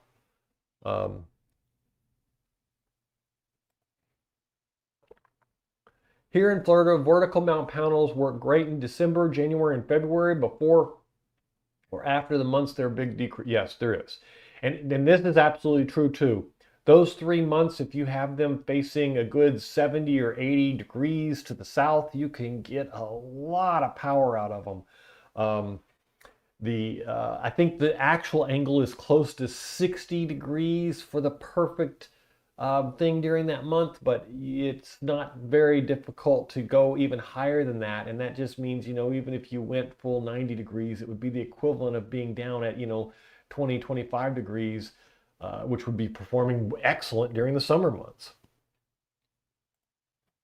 All right. NSB, I am tempted to sell some of my panels under 400 watts and get a few new high voltage ones. And NSB, this is exactly the dilemma that I was faced with, is that I didn't have any room for any more panels. I had 94 of them sitting in my backyard. I mean, you saw it, they were sitting everywhere.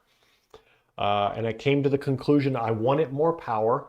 I knew I needed an additional, I wanted to get to where I could generate, 80 kilowatt hours a day on a good normal day of sun. But the only way to do that was to be more efficient about the panels. Now, an interesting calculation here would be, is the panels I have now are 82 inches by 42 inches. And let's just see if I can bring up Excel here.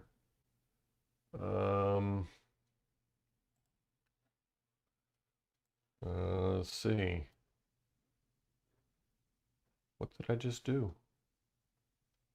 Oh, I see. Yeah. All right. So let's just see if I can bring this screen up. This one. There we go. Okay.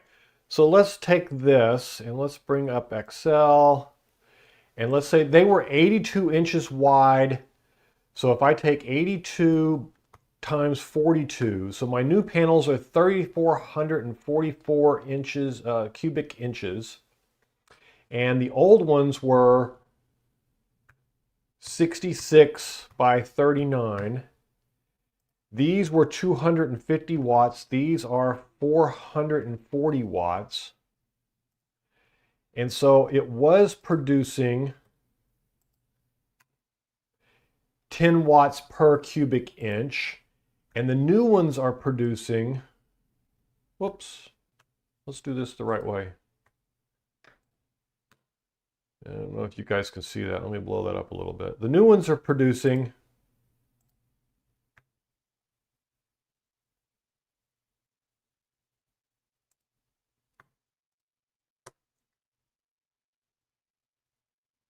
so that is a good efficiency increase of exactly what they said. It's a third of an efficiency increase to using new panels versus old panels. But if you take their rating of the old panels, they were about 17%. The new ones are about almost 22%. Let's call it 21%. And so we could even do the same math here, and we come up with it is the difference in the efficiency rating is about 20%. And it is legitimate. New panels legitimately are about 20% more efficient, 20% more generation for the space that they're in. Because not only do you have the generation, what am I trying to say here? Not only do you have I can't get my mouse where I need it to be. There it is. Not only do you have the more efficient panels overall, but they are also they use the space more efficient, and you get more for the same space. So you end up with a huge increase in production when you do it this way. Howdy, I'm from the far north, and making an east-west solar fence, my production increased vastly. Yes, depending on how far north you are. And sometimes you can catch that morning and that evening sun, and man, they are awesome. A lot of people up there, and I don't know if you have seen some statistics on this. Obviously, the south facing at the right angle and blah, blah, blah will make it better. But those east-west ones, when you're using them in place of fences and stuff, I've had a lot of people from up there tell me that they were using them, and especially in some of the European countries, they're saying they're using them as fences because the solar panels are cheaper than the fencing is now. So the used solar panels, when you find a farm that is shutting down and stuff, that you can pick them up, use there. But absolutely, it is, in the right circumstances, it is the right thing to do. There's no question there. And I know I keep saying it, and it's because I'm going to get some hate mail for this, but the fact is that vertical panels are effective in the right circumstances. Are they better than setting them up in the ideal pattern? No, but not everybody has that option, or has the space, the availability, the area, or whatever the case may be, or even the need. All right, so let's go back to bigger panels. Are they better? And I'm gonna, it comes with a cost of, the newer, bigger panels are definitely better. Like I said, we had 94 panels, now I have 32 panels, and now I have 1/3 the installation cost if I was to mount the panels. So you have 1/3 the mounting equipment, because I have 1/3 the panels. So the clips, the rails, the space, the wire, the connectors, all of that gets divided by 1/3. So you're not spending near as much money on that. But the panels themselves are a bit more expensive. But are they 2 or 3 times more expensive? Because the hardware is going to cost you a lot more also. So in the long run, in some cases, depending upon the size of your installation, if you're doing it all at once. Now, if you're buying a couple of panels here and there, and you're playing around with solar, and you're learning and you're educating yourself, and you're building a little system for this or that, or playing around with a shed and just making something to charge some tools or run a light, or charge your lawnmower up or something like that, then absolutely use panels are your ideal situation, because chances are you're going to have more power than you need anyway. But if you know you need 10 kilowatt, 20 kilowatt, 30 kilowatt system, and you have limited space, or you have a limited budget, and you're trying to figure out what is the most cost effective, don't assume the used panels are going to be cheaper, because they're not necessarily going to be cheaper when you consider all of those hidden costs that we talked about earlier, as far as rails, wiring, mounting, connections, and even with that less efficiency, you end up with over paneling things. And I'll give you an example of this. When I hooked up my original, when I hooked up those 94 panels, I had 32 panels running through the 6000 XP, 32 250 watt panels. Very rarely did it get anywhere near close to 3,500, 3,300 watts on each of the channels. And they were 4,000 watt channels, because there's 2 chargers on there. But I had 250 watts times 16. So I had 4,000 watts of solar panels, but I wasn't getting 4,000 watts of power out of them at any point, and had no risk of getting it. Now, when I hooked up the new panels, I have a string of 8 450 panels. And I only did it that way because the 8 450, and I can show you the spreadsheet of what I've actually got hooked up now. We can just kind of look at that. It's just raw data, but I can explain it, show you what I've got. So in this, I hooked up 2 strings of 8 on the 6000 XP, and you can see that here. And there was 1 string in parallel, so there are only 8 panels in series. They have a 404 volt max voltage open circuit and run at about 335 mppt. And as you can see, it is a little lower than that. If I come over here to this, you'll see this one's at 310, 318. So they do run a little bit lower than the 330 that the sticker shows. But that's because I'm not getting, the ideal full sun. They're not the perfect angle, blah, blah, blah, all those reasons behind that. But the key here is the 3,500 watts. So there were 400 watt channels, and I didn't want to over panel anything because they're new panels, and there are going to be occasions when I do get close or above it. And the fact is to this, if I come over here and look at what I've actually been able to achieve, and let me see if I can get, I need the 6,000 XP, right? Okay. So here, even today, we got up into, for one of those channels, got into the 2,000, 2,500, 2,600 range. But if I go back a few days and look at these days back here, I'm getting into the 3,500, 3,600 range. Got to find a good day here because we've had so much rain lately.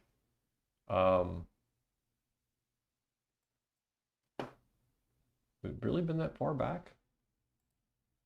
Man, we haven't had any good weather lately in a long time. These are old panels. Those are only 1800s. Okay, so here it is. These are spiking up into the 35, 32, 3300 range.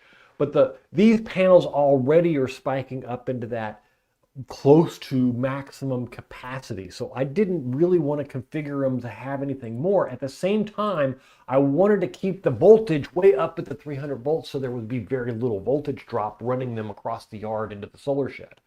So, and that is kind of why that I did that. Now the question becomes, are they better than the small panels? And in my mind, I'm getting 400 watts for 50 volts, whereas before I had to run 8 in parallels. So there was 8 in parallel, 8 in series, 2 in parallel on each string. And that gave me the 4,000 watts for each string, and it never got close to it. Even in the best of times, it wouldn't get close to maxing out. It usually would only get up into the 26 to 2,800 watt zone unless I perfectly had those panels aligned to the sun on a particular day. Now, the best day, I would get them. But now if I did that, I would have had a lot of clipping going on, and I didn't want to do any clipping. So I was very careful to, when I set these panels up this time, as you'll see from this chart here, I put 8 on this, 8 on that, and then I put 2 sets of 4 in parallel on the Victron. Now this Victron is a 250 volt, 100 amp Victron.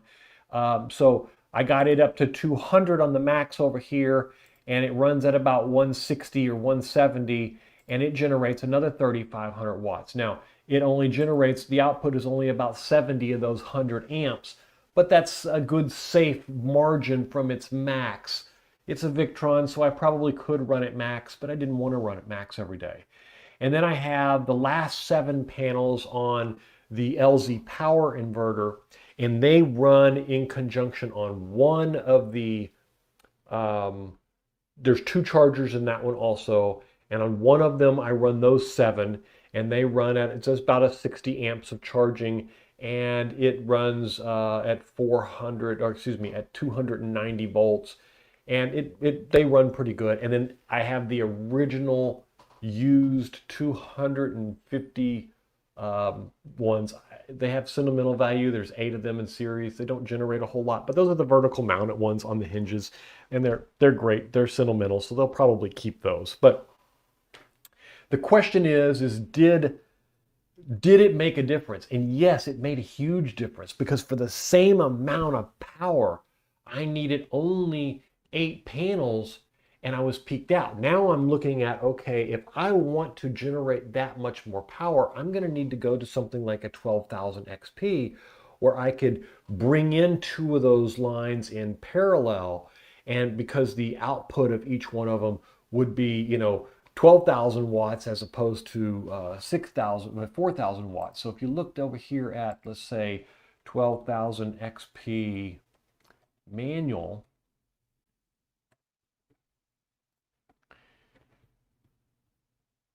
yeah, we got it. So we look at the 12,000 XP manual, we go down here into the specs under PV input. We have two inputs, and there are between 100 and 480 volts, so it would easily take that in. But the nice thing is they're 12,000 watts per MPPT, meaning I could theoretically put 3 strings on 1 MPPT and still not be maxed out, which is just awesome. 2 would be easily, because that would be, you know, about 3,500, about 7,000 watts. So this one alone could handle 32 of those panels.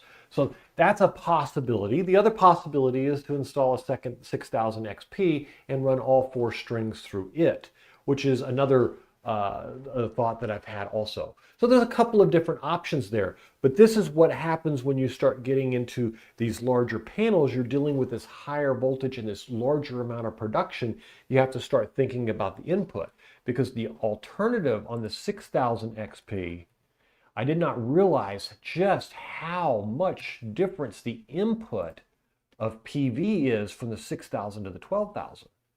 So looking down here at the input for PV, it has pretty close to the same voltage.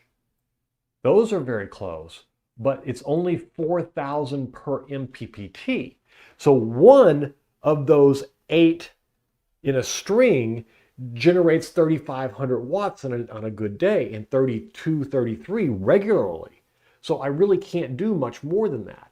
If I put a 4th one in the string, my voltage gets a little bit high, and I'm down at the 385, and that kind of would probably be fine with the 480, 385. I could probably do 9 in the string, but really if I was doing 32 panels, I probably want to keep them at 8s anyway. So that's kind of the idea here, is the idea, and the answer to the question is are bigger panels better? It depends on your system. If you are running a 12-volt system on the top of your RB, then absolutely not.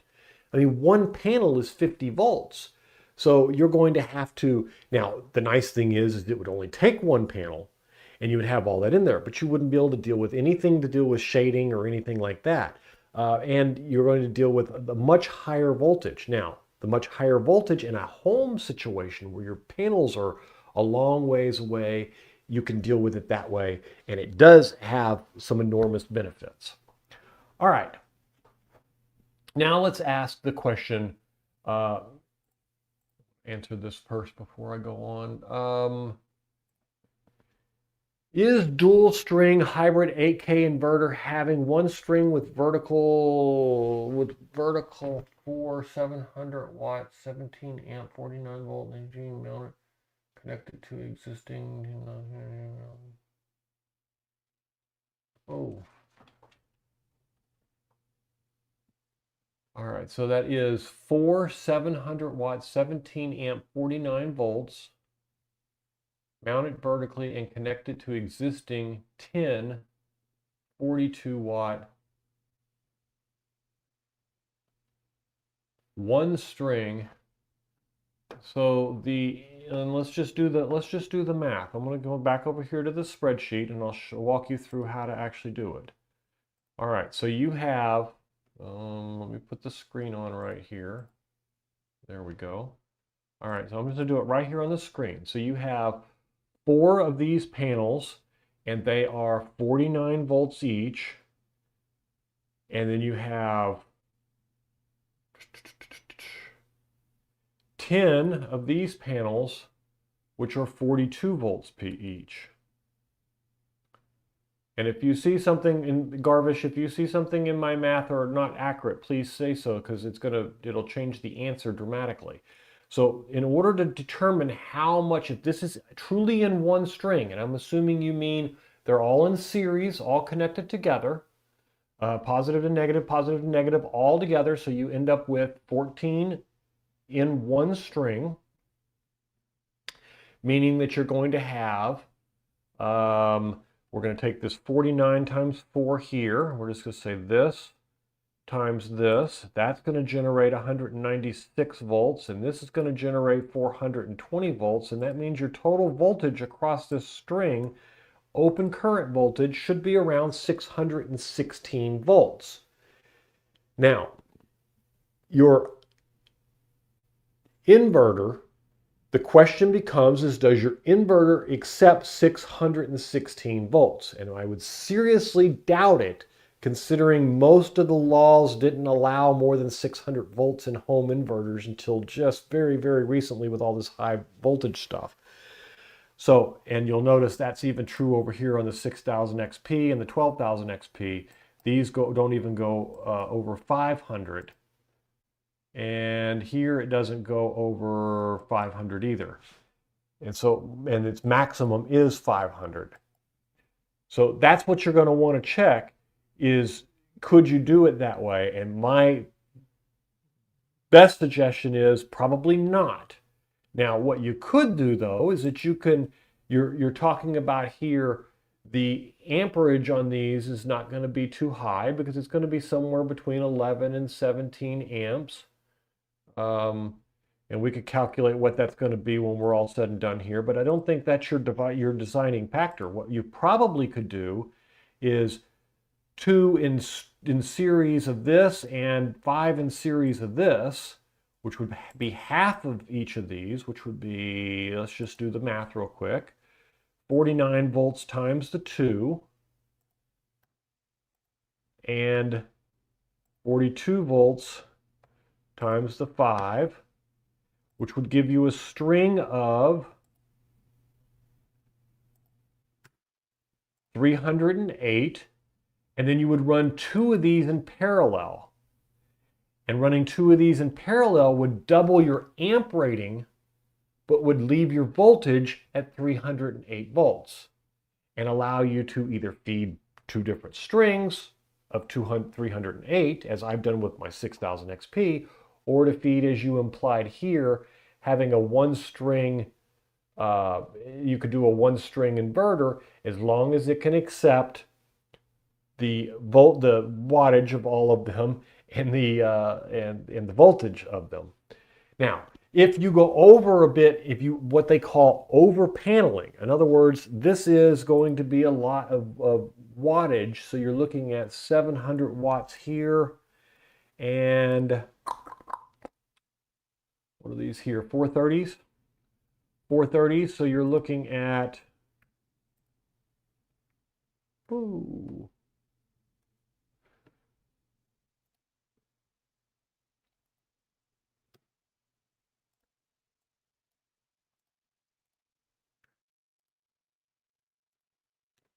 So you're only looking at about 710, 7,100 watts. So as long as that's close to, even if your inverter only accepts, 5 or 6,000, you can over panel it a little bit. It's not going to hurt anything. You cannot over voltage though. The voltage has to be under that high voltage. No exceptions. You will 99% of the time break the equipment if you put too much voltage into it. So it's very important that you do this calculation, and that means that this should be the maximum that you run in there, is whatever that maximum is. In the case of me, for the 6000 XP, that's 480 volts with a maximum of 500. Now it's going to max short circuit, DC current voltage range is between this and this. Absolute max PV voltage is 500. So that means if I go over 500, chances are I'm going to release the magic smoke of this inverter. And I cannot stress that enough, how many people have this happen to them. So that's what you're going to really want to make sure you pay attention to that math very closely. I hope that was clear and that you understand that. If I missed something for you, Garbage, let me know. I'll be glad to answer it. All right. the real question becomes, why would you upgrade, or why did I upgrade? This is a very, very simple for me. For me, it was fewer panels. I had 94 of them, and I wanted more power. There was no way for me to get more power just by adding more panels. I simply did not have room. So that was one really good one. Higher production per panel, and to be honest with you, it made for some cool video. You know, I like I said, I do this not because I'm trying to run my house. Sure, it's a backup if a hurricane comes. And sure, I can use it to run my bit miner.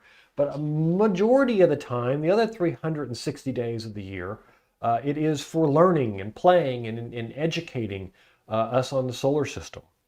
And then the new modern solar panels, I knew there was some efficiencies there that I hadn't seen before, and as I learned, it was a lot more dramatic than I expected, and that is why it's a good idea to, why I upgraded anyway.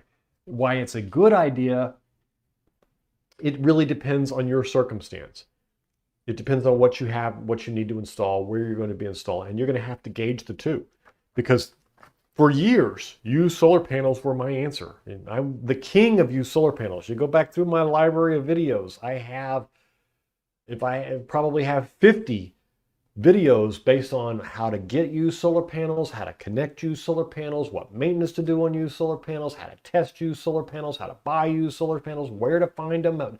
There's tons of videos out there. So I am the king of used solar panels. So the fact that I'm talking about new solar panels by no means says that used solar panels don't have a place in this world. As a matter of fact, I look forward to the next couple of years when the 380 watt solar panels start coming out of these farms and they start aging out and they start becoming very, very common, because those are really good panels. The 250s, there was a bazillion of them out there. The 300 and 380s are going to be super, super popular. I can't wait for those to start showing up on the used market. All right, let's talk a little bit about peak sun hours, because a lot of people who get involved in solar panels, they get this notion of, well, I got a 400 watt panel, therefore I'm gonna, the sun's up for 10 hours a day where I live in Florida, and therefore I'm gonna get, 4,000 watts of power. And the answer is no, you're not gonna get 4,000 watts of power. Let me show you a very easy way to figure out how much power you're really gonna get, because every part of the United States the government has gone out and done estimates for us based on sun patterns of how many what we call sun hours you get in your part of the country. I know that my sun hours this month today are 5.56 solar hours a day.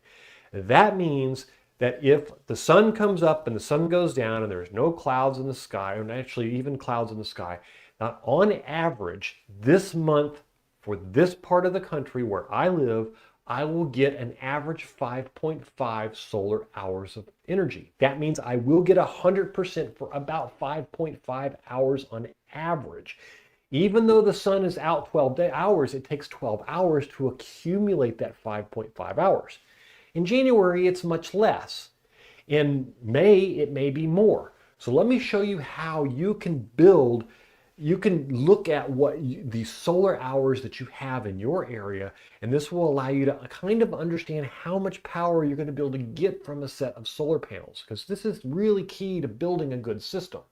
So the best way to do this that I found is a government website called PV Watts, and I'm hoping that it's still in here from me using it before, and it is, thank goodness, because I didn't remember the URL. PV Watts is a government calculator that's all about building solar calculations, telling you how many solar hours, what kind of panels. But it's more than that. It allows you to really analyze your panels and not have to do all the hard math. You saw me jumping over to spreadsheets. I like math. For me, math is sexy. So I play with the math. I love toying with the math. I love understanding the math, and I love digging into it and getting it all down. But at the same time, sometimes I just want the damn answer. And so this website allows me to get that answer. Let me demonstrate how it works. So, and this website is free. You don't have to sign up. You don't need any memberships. You don't need nothing. It's government provided. It's all out there. It's all public knowledge, and it is enormously helpful for anybody calculating a PV system for yourself. Small, large, RV, van life, shed, doesn't matter the size of the system. This will allow you to get an idea of how much energy you're really going to be able to get from those solar panels. So let me demonstrate. So let's say that we have an RV and we know that we can only mount 500 watt panels on that RV. And in those 500 watt panels, we can only mount them flat on the roof. So the question becomes is, how much power am I going to get from that RV if I've only got 5 100 watt panels? Now, you could easily do the math and you could say, well, I got 500 watts, the sun's out 10 hours a day, I'm going to get 5,000 watts at 5 kilowatts, blah, blah, blah. Well, I can tell you now that's not going to be right. So let's put it into the system. So we're going to put in where we are first of all. I'm here in Florida, so I'm going to put that in. Now, the first thing you can know about this site is that this north 27.9 degrees means if you use that latitude for the angle when you mount your panels, it is the ideal angle here in North America for a panel to get the best average year round. Is it the best average in the winter? No. Is it the best average in the summer? No. It is the best average for all 12 months when you combine the whole year. In the summer here in Florida, where this zip code is, I would get the best in the summer at 5 degrees, and I would get the best at winter at 55 degrees. But if I put it at 28 degrees, as this suggests, I will have the best average for the whole year. Now, in our van scenario, doesn't matter. We already know we're going to be mounting them flat. So we got to take that into account. So let's go to the next page here. We know that we are going to have 0.5 kilowatts, which is, or did we actually, we said 5 100 watt panels, which is a half a kilowatt, which is 500 watts, right? The module type is going to be, the premium hard solar panels. It's not going to be the thin film ones. But let's, you know what? We're not even going to buy the premium. We're going to buy the standard ones out of Harbor Freight, let's say. All right. Now, they're going to be fixed from, and we're going to put them on a roof mount. And we're going to say that they're going to be tilted. So we were talking about earlier, the ideal in my area would be 29%, but we know these are going to be on an RV. So they're going to be mounted flat at 0%, meaning they're flat on the roof. Now, if I was going to always park facing where the panels could face south, or if I had little tilts on them where I could angle them up or down, I could change that number based on what I wanted to do there. The losses, you can use the losses in a variety of different ways. My suggestion is put this at about 16%. It usually costs about 8% of your generation to take power from a solar panel for all your equipment to convert it down and to store it in the battery. And then it takes another 8% to take it out of the battery, convert it to AC power, and provide it to your devices. If you're using fans and other DC devices like in an RV, you could probably have them more accurate at 14 because half of your power is going to be DC power and only part of it's going to be used for AC. In a house, I would go to 16 to 18%. In an RV, you can get away with about 14% because a lot of your devices run on DC power, especially if you have DC air conditioner or DC refrigerator or DC hot water heater or something of that nature. You'll find that efficiency definitely will be down in the 12 to 14 range, as opposed to a home where everything is AC and it has to convert it. And keeping in mind that there is no free electricity, meaning if you're going to do something with electricity, put it in the battery, take it out of the battery, charge it, switch it from AC to DC, DC to AC, convert it, MPPT, change all of that cost power. All those electronic devices have to run, and they're using that PV power to run. So that's why the losses are there. It's not necessarily losses, it's just unaccounted for usage. And I'll get into unaccounted for usage in a little bit, but I wanted to point it out when I got to it. That's really what we're talking about, is unaccounted for usage. Okay, now this just means in which direction are they going to be facing. But since they're 0 flat, it doesn't matter which degrees. 180 means that they're facing perfectly south. 0 means they're facing perfectly north, and it's like a clock. 90 degrees would be west, 180 degrees, 180? 200 and, what is it, 200 and something, 220, 210, whatever it is, would be east. So you could adjust it based on your house. Now, if you had a house and you were putting in multiple sets of panels, you can add advanced perimeters and you can put in multiple calculations and put in an array this way and an array that way and make it much more complicated. I'm going to keep it simple. We got our 4 panels on our RV. They're flat on the roof, and we're going to hit next. Now, this is going to go through and it's going to generate how much power this system would generate. Now, you can see there's a couple of very, very important pieces of information here. The first one is this here is the number of solar hours for that area for that month. And if you remember, I told you I had 5 point whatever it was. Oh, it's actually changed. Huh. Oh, it changed because the month changed. It's August. Okay, 5.26, 5.95. All right. So I get 5.95. Oh, it's in at 0 degrees. Keep in mind, this also keeps your panel array degrees in a calculation. So it's a little higher because I mounted them flat as opposed to 29 degrees. If I had mounted them at 29 degrees, it'd be less. It would be more, it would be better for the average for the year, but it wouldn't be better for this month. Okay. So according to this, I am going to generate 67 kilowatt hours in a month. Now, in order to know how much that's really going to be, I'm going to have to divide that by 30 days, which is 2.2 something, 2.21 or 2.22 kilowatts a day.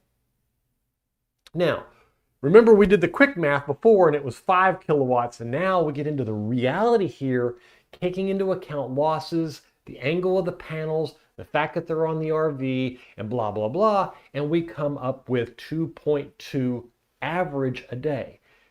You're not going to get 2.2 every day, and there's going to be days when you get more than 2.2.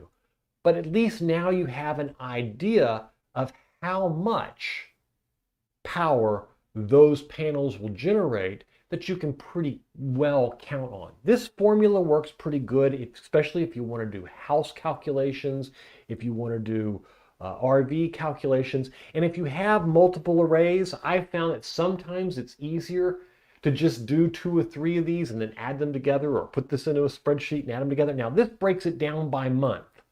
So if you wanted to see how much power you're going to get in every month, keeping in mind that the slow months you only get 3.1 and only 43 kilowatts for the whole month, which is less than, way less than the 2.2 we were getting this month, because we're only getting 3.51 solar hours now. We're not getting near as much sun. But it also means that during the month of May, we're going to have almost 3 kilowatt average a day. So this is really good, but it also gives you that average of 5.17 and for the whole year there. So it gives you a bunch of numbers to look at and ways to look at it. Did you already hook up the 6000 XP inverter in your home grid-tied system? No, I have not hooked it up yet. I have used it to run my home as a what do you want to call it? As a like a generator, as a backup if the grid had gone out. But I am just about to make the AC coupled video, and at that point I will be installing the devices to intercept what comes from the Solar Edge system, how to hook the 6000 XP coupled up to that, and then feed that back into the house as power also. So there's a couple of things there, but as it stands today, yes, I've used it to run the house. Yes, I've used it as a backup. I have not used it to power the AC coupled off of the Solar Edge system at this point. And I'm not sure which one your question was directed at, but I went ahead and answered them both. Oh, you did say grid tied system. So that is coming here in the next couple of weeks. I've got all the parts, but this damn rain has been holding me up because I don't want to go out and work on the side of the house and put in all that electrical equipment in the rain. Hopefully I'll get a break here and get that done here in the next week or two is the idea. It's going to be a fun build though. I'm really looking forward to that one because I am one of those people who I was very fortunate. I bought a full home solar system about 5 years ago. The company that I hired to do it did a wonderful job, zeroed out my bill, gave me everything I asked for. The system was running and everything was great, and they were actually honoring the warranty until about half a month ago. Last week I got an email, or I got a notice from the company that they have gone bankrupt and I no longer have a warranty. They are out of business.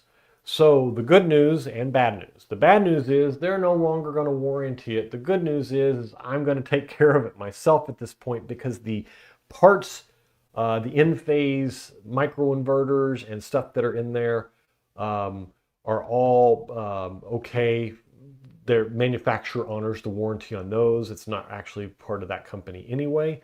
So it was just them coming out and fixing the things as they went out that I can handle myself. But the great part is now I don't have to worry about ruining my warranty in order to do something like AC coupled or something. So I will go ahead and do that. And I will probably create another video that discuss how you will take the ownership of that Solar Edge system away from the defunct company that's doing your support and monitoring it for you, and take control of that monitoring system also. That is the plan anyway.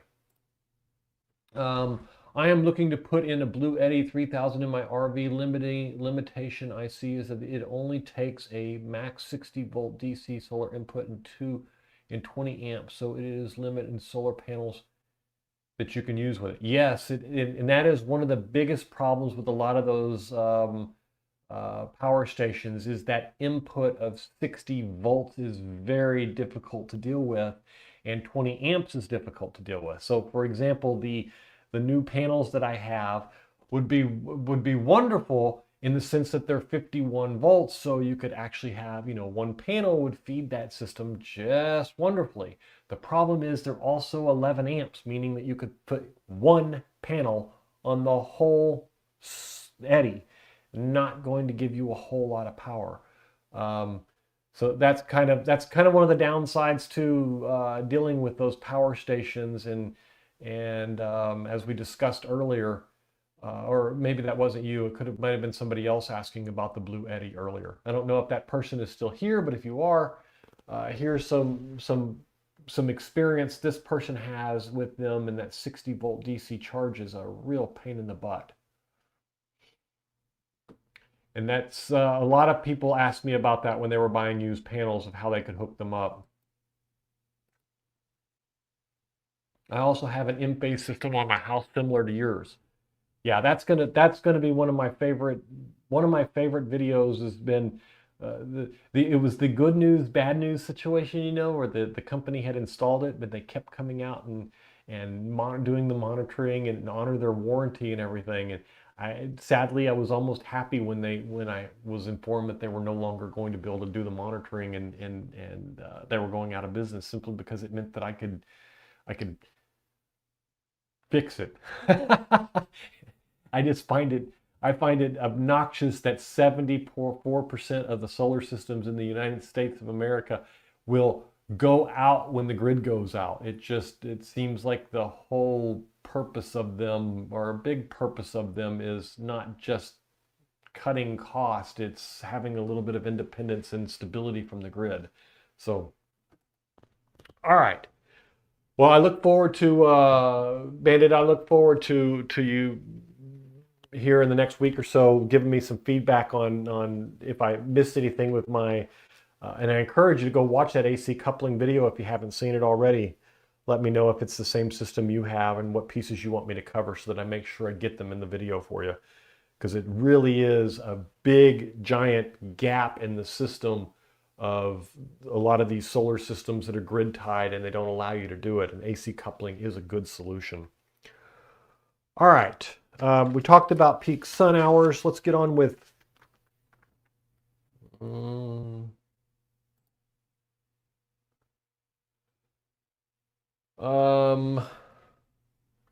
I just ran the question, what is a kilowatt hour output of 10 kilowatt system panel between fixed 28 degrees daily angle of 10 kilowatt and 600?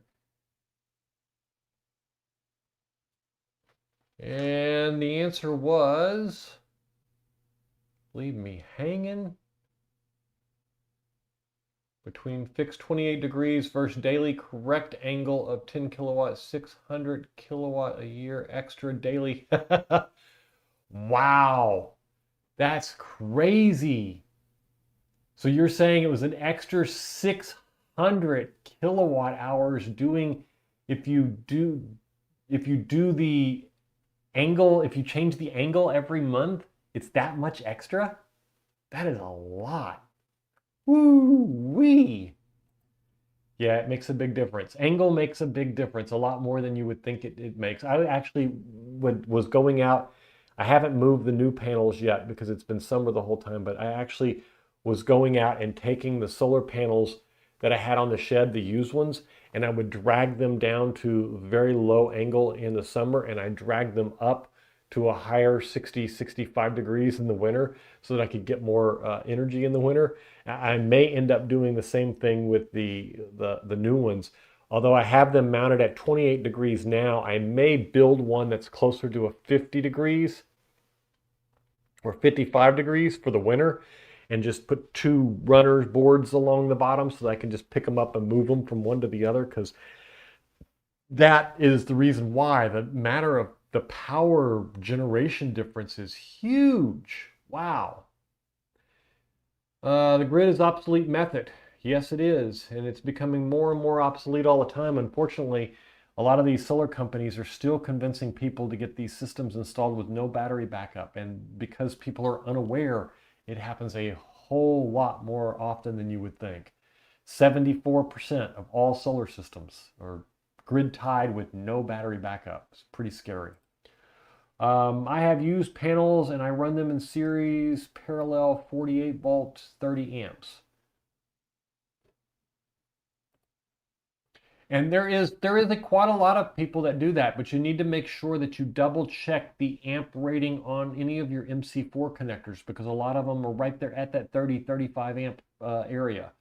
And it becomes very, very easy for them to melt if there's not a good connection in there once you get up into that range. 120 volts, 30 amp input, 48 volt system. I'm backwards. We're all backwards. Yes, daily angles. That's crazy, Donald. That is a lot of extra power. I charge my electric car during peak solar production and off-peak electric rates, so I don't feed the grid much during peak rates because I know I have no battery backup on the grid-tied system.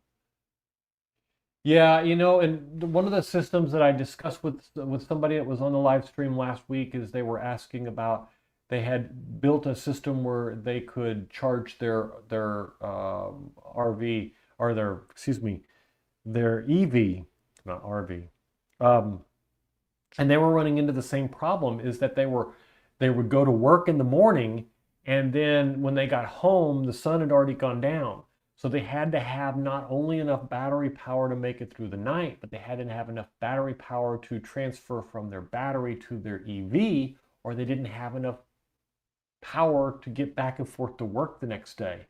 It's one of those big, giant power usage items that you have to make special accommodations for when you're building a solar system, or do like you're doing, charge it during the day.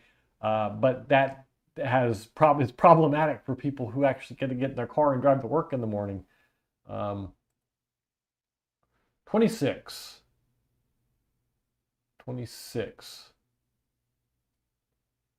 26 amps, 26 degrees, 26 something, 26 degrees probably. You said you were backwards earlier, so I'm assuming that's what you meant. All right. Pegs work great. Lots of inline fuses.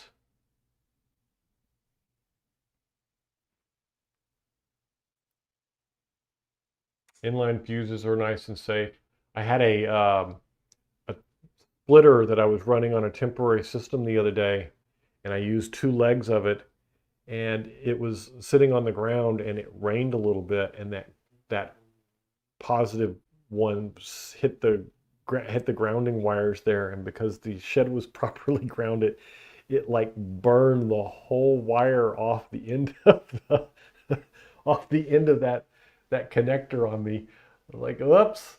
I'm just glad it was, it was a temporary small system. It didn't really have enough to cause a big fire or anything, but it's pretty scary when no matter how much you do this, no matter how careful you are, it's not a matter of if you're going to have something go wrong. It's a matter of when you're going to have something go wrong, no matter how careful you are.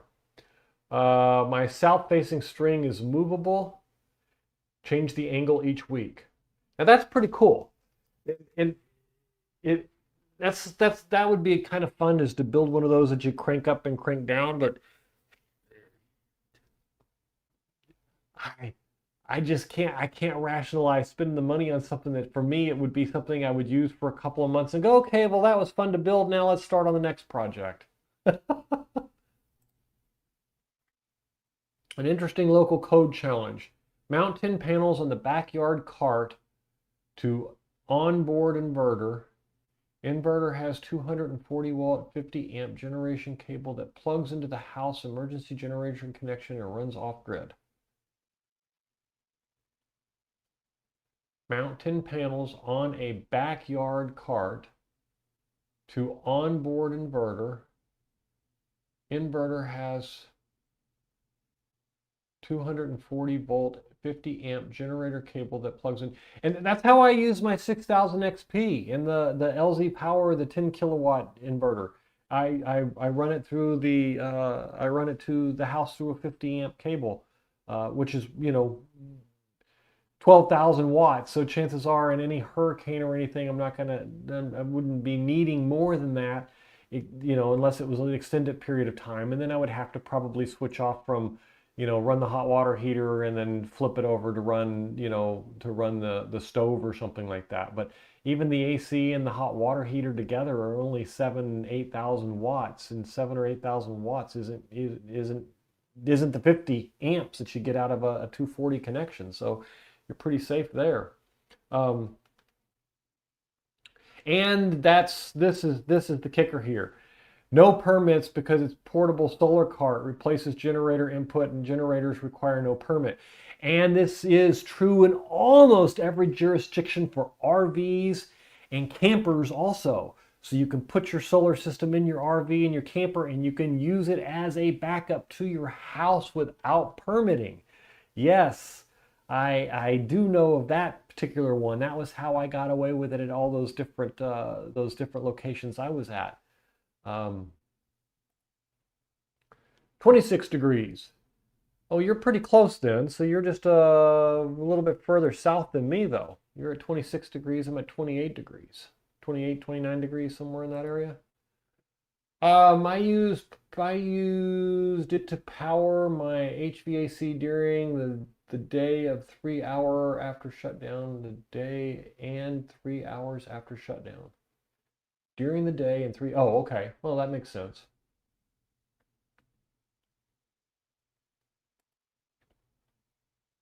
And that's the way it is. At first you just find things you can supplement the power with, things you can replace it with, and all that.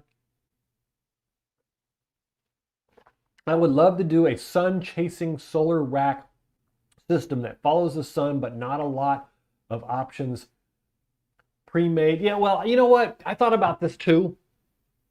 And I think I have it figured out, is that I wouldn't make it to where the part for the angle for the north-south, degrees of the thing, you could make that adjustable, but like, annually, not annually, but seasonally adjustable. The part that would be cool for the tracking is the sunrise to sunset, because that would be very easy with the RC controls and Home Assistant to basically program in, 10 or 12 different locations during the day, and each hour you just shift another hour in the screen. I mean, how many shifts are there going to be when the sun is up? The most you're going to have, even here where we have, 11 hours of sun during the day, you're going to shift, what, 10 times? So in the morning, at 6 a.m., it goes and rewinds all the way over to here. And then once an hour, it just shifts a little bit. And that would be a dramatic increase, probably. And then this part you could only just shift once. And I don't know all the right words for it. I'm sure if I looked over at the PV, what do they call it? Yeah, I don't see it.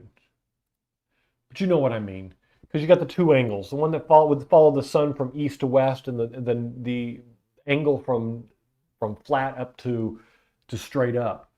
That one I would just fix to where I could change it, a couple times, 3, 5, 6, even once a month if I changed it.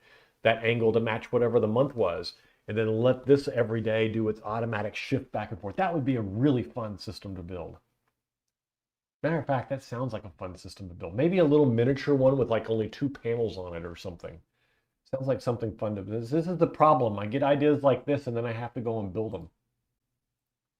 All right. It's old C-band satellite dish mount, no cost. Yeah. They'd be good for that. I've got one of those on the top of my roof I need to get rid of. Maybe I'll turn it into I'm gonna see if I figure out those remote control motors though. I gotta figure out somebody with RC car experience. Send me some links to where I can buy some of the motors. Probably Amazon probably has them these days. No cart inspection or permits needed in my state. Yeah, in most states they're not. No carts, mobile RVs, anything mobile, vans, any of that stuff. None of it is required. Usually, I'm going to say that not definitively across the whole world, but in most cases it's not. Got the ground mounted cart in, ground mounted it. I got permits to add panels to my roof and my property taxes went up. I wasn't counting on that cost. Yeah. Yeah, and all in the what do they call it? All in the name of safety. They're doing it for your safety. Yeah, give me a break. Safety my. All right. They want their tax on everything. Yes, they do. Well, look who's here. I'll be damned. How are you doing? How is your RV? I noticed it was still online the other day. I was tempted to log in and see how it was doing. I think your ID is still configured.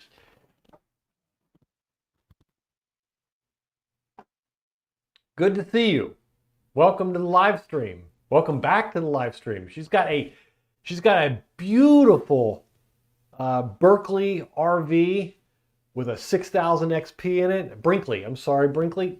I'm still jealous of your Brinkley. That thing is so awesome. Those are like the most awesome bays for building and stuff in them. Oh, they're gorgeous. Climb up in there, you can fit in there and build and all that. It's just fantastic. It's great to hear from you. I'm glad to see you here. I use linear actuators for the adjustment on the test panels. Yeah, see, you guys, you're going to get me hooked on building something like this. It'll be fun though, won't it? What I always say. And Donald, I'm telling my wife this one's your fault. Bang Good has all of the RC needs. Bang Good. Bang Good. And is it this Bang Good here? This is what we're talking about? It looks like that's the right place.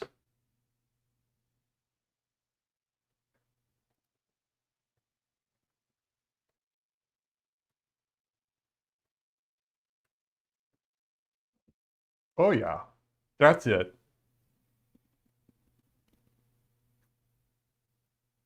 The prices aren't too bad.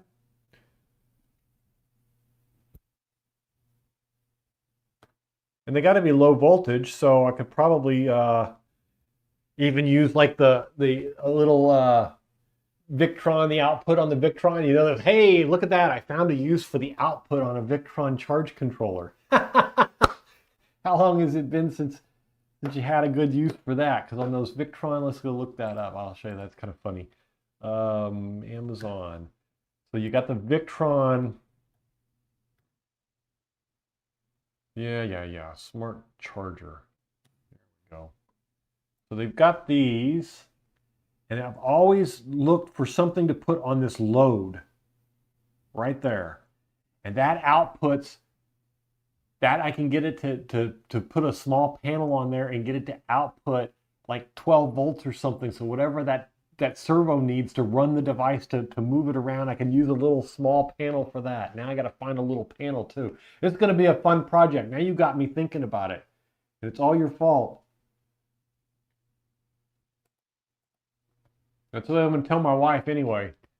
This Saturday mount only needs to be moved to east in the morning and south at noonish and west in the afternoon.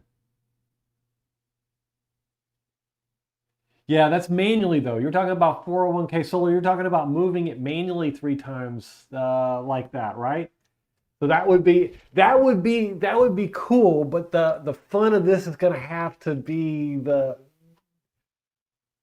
and I'm going to have to look at how hard is it going to be to control exactly where it is during the day in that window, and then pull from pull sunrise and sunset from Home Assistant has that, so I should be able to get that. I think I've actually got that right off already embedded in here. Yeah, I already have that embedded in here. So I know this is middle of the day, exactly noon when the sun is directly above. This is early in the morning, and this is late at night when the sun sets. So right now I'm looking at a little over 14 hours between the start and the end, and that would be pretty cool. But getting that servo to move it just right, I'm not sure I would ever use it legitimately unless I would just, had a small enough system that I need it, but it would be a fun to build. And that's the problem, is I enjoy the building more than I do the actual practical use. Doing great. We're living in it and selling the big, oh my goodness. Is it still working as good as it did? I know that it was one of those that you struggled a little bit with that ground that QA issue they had, and you got that ground. No, when ground is common, wasn't common or some crap like that fixed. And once you got that fixed, and everything just boom started working, it was perfect. That was an awesome build. You bet they're watching your home with Google Maps for solar arrays. Yeah, well, watch all you want. Mine are all temporary. I'm just testing a couple of panels, and I can pick them up tomorrow if you need me to. You're welcome. Those are really cheap and powerful, nice. Yeah, I'm gonna give it a try. Works fantastic. Oh, that's good to hear. No issues whatsoever. I'm assuming they've been pretty stable. I mean, mine runs. I got mine. I stopped traveling for a while. We spent almost 2 years traveling in ours, and then we had a renter do some damage to the house, so we moved back into the house. And to be honest with you, I'm kind of liking having both options, where we go out and do shows sometimes for a couple of weeks, and then we come back and get to have the convenience of the house, and I get to have the nice big solar shed and all the panels and power and everything, and then we get to go traveling back in the RV again. So but I still love the traveling. It's just fantastic. I have my wife loves hitting all the beaches. So hitting up that coast, we stay there in right between North Carolina and South Carolina at what is that place called? South of the border.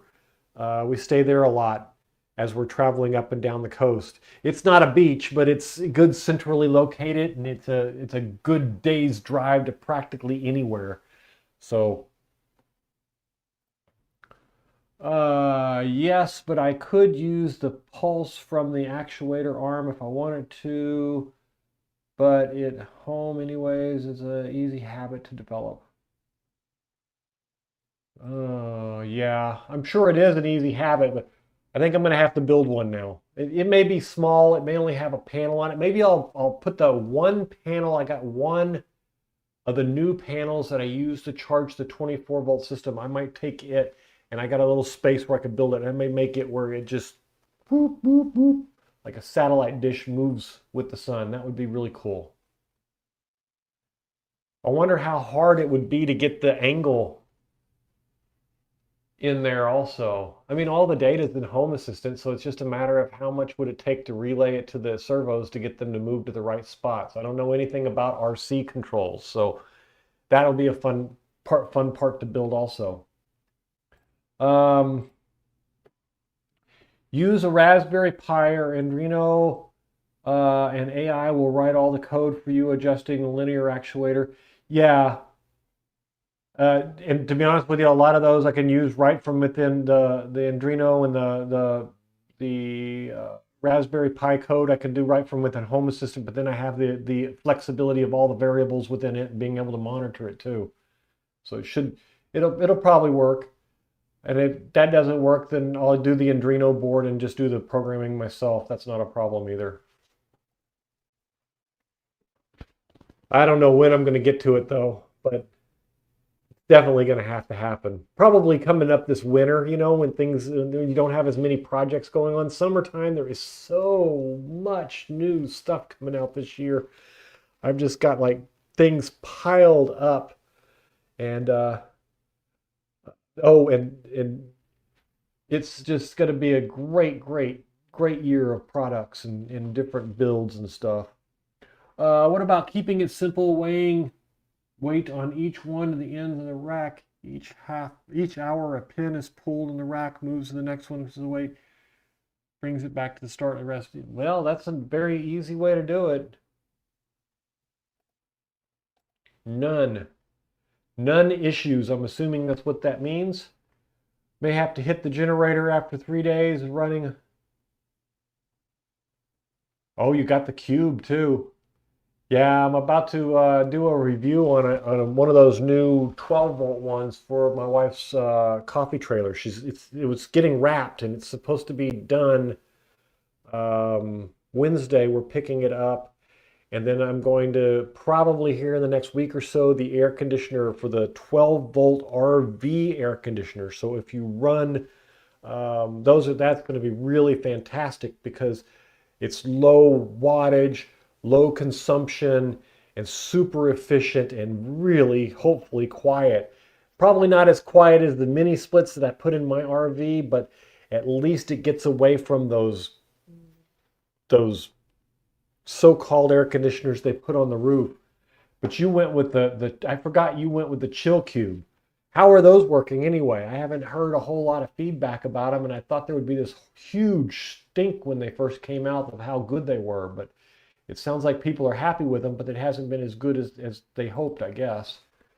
Buying land for family campground, going off grid at the new property on the new house, and oh, that's fantastic. That's great news. Well, if you need anything, just let me know. I'll be glad to. My shifting into home systems recently is be good help for something like that. It's a great project, another great project. Elevation could be changed with short actuator arm, but just move it once a week, a few turns. Yeah, it could be. I think I'll look at how difficult and complex it is to see how much it takes to move them. And half the time, even if I build it, I may not even keep it running for very long. It may just be the fun of doing it and watching it go completely automated. Um, old analog solution. Yeah. Love, love, love the chill cube. Oh, that's wonderful. That's good feedback. Um, I don't remember the name of the one I'm going to be reviewing. I could probably look it up and see if I can find it. I don't honestly, I don't remember the name of it. So, um, but it will be. Let's see. I lost it. Yeah, I don't know. I don't have it on my list. I thought I had it on my list, the name, but all I put in was that that I'm that it's a 12-volt AC unit coming in. I didn't put the name of the company. So, um, but that'll be a lot of fun. The chill cube though, that's not a lot of fun. The chill cube is good feedback. I really glad to hear that. I'll have to hopefully after you watch the video, send me some feedback and compare it to your chill cube. Tell me if you see any major differences. It'd be good feedback for others that are seeing it also.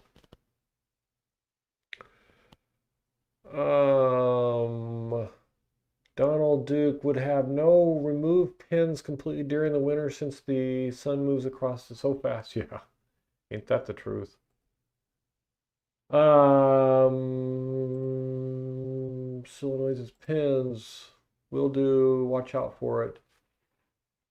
It's so good to hear from you. I always wondered how that turned out. I knew it had turned out good because I know you went traveling as soon as it was done. You were waiting for it and then took off, and I heard a couple of pieces of feedback, and I think you've been on once or twice since then, but it's good to hear from you this far back. That's a really, really nice system. All right, where was I at with my checklist here? You guys got me all distracted talking to me and everything, which is good because I enjoy that more than reading off of my my action list here. The motor will work with 12 to 36 volts DC. The pulse comes from on the gearbox and the arm, and the home assistant should be able to sense the counts. Oh, really? Oh, that could be pretty easy then. This could be a lot easier than I expect. But we'll see. If not, the ESP32 or Arduino or something like that, and we'll get it hooked up. It'll work. All right, going back to my list here. What do I got left on it? Talked about that. So used panels, is there good places for them? Yeah, there's still a bunch of good places for used panels. And I don't want this to be a hate fest on used panels because the used panels are still super valuable. If you're building, you got a barn build, a shed build, an RV build, experiments, workshops, budget builds, your first systems. I had a guy come by and pick one up for a tree house because he wanted to put a light out for his daughter. So he put a little 12-volt system up in the roof so that she would have a light out there at night when she was in her tree house. All these are wonderful solutions, and there's tons of good uses for these, especially if you have tons of room and space to mount all these panels. Now let's talk about the biggest surprises, because there were two really big surprises that caught me off guard.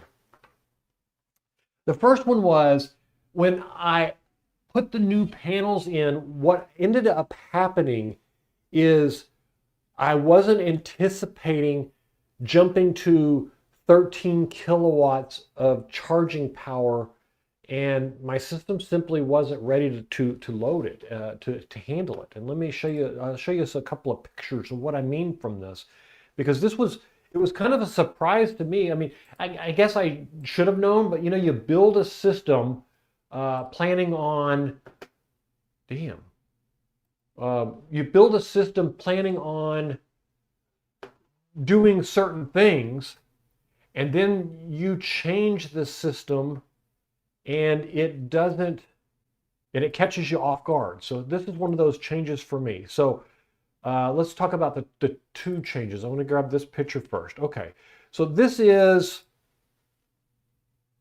I got to change the screen where you can see it too, don't I? So this was the first change. This breaker that I have here was a 100 amp breaker. And that was because I really wasn't anticipating charging over 6,000 watts. And it was a 125 amp breaker switch that I had in there. And so that allowed me plenty of room to easily charge with all the panels I had and to kind of accommodate what I want. But as soon as I put this system in, I noticed that I was, reaching up into the 220 amps of charging on a 48 volt system. And so this breaker had to be replaced. And so when I upgraded the breaker, the first thing I did was upgrade the breaker. But then I noticed, and you'll see here, that now I have 2 sets of wires coming off of each of these. Because what technically I should have done is I should have gone to probably a 4/0 wire. And I had this, let me see if I can get this out of my way here. I had this wire here on the bottom and this wire here on the top, and they would support 150 amps. But when I did it, the first thing I did was go out and put a meter on it after I replaced the breaker, and realized that I had put the breaker on there to protect the wires, as I always say. And the problem was that once I replaced the breaker, then I was pushing 220 amps through.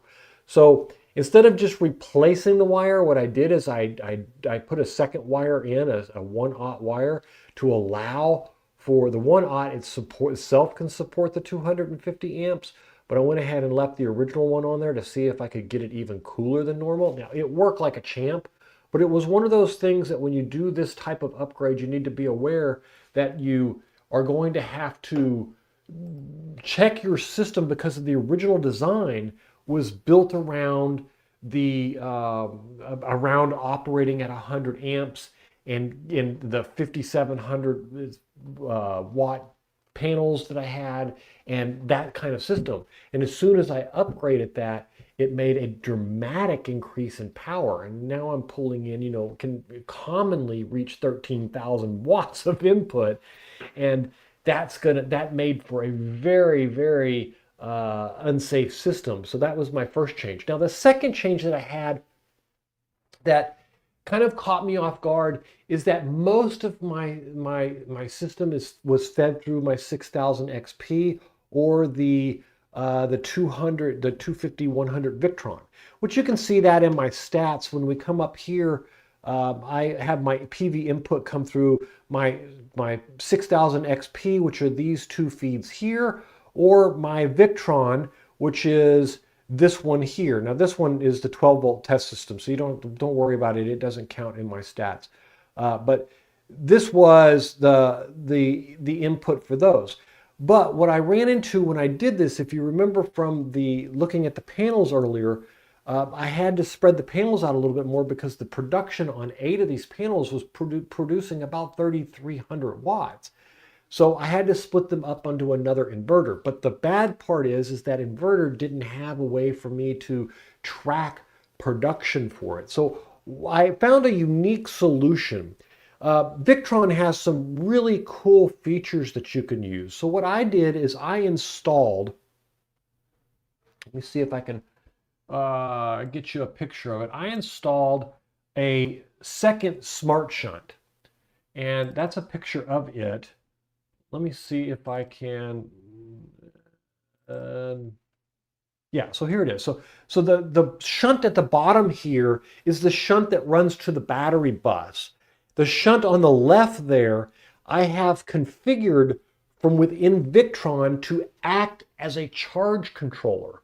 So it reports the statistics as if it's a charge controller, allowing me to track it in Home Assistant along with my other chargers. So you can see down here I have charge controller PV yield is this here. Now you'll see that at night when the inverter is the only thing on, the idle consumption of a charge controller is 70 watts.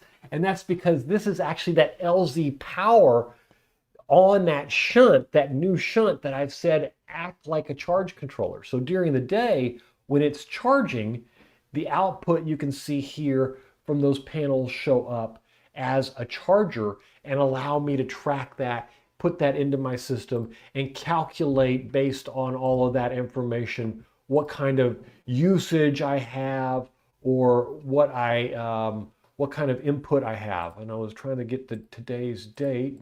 There we go.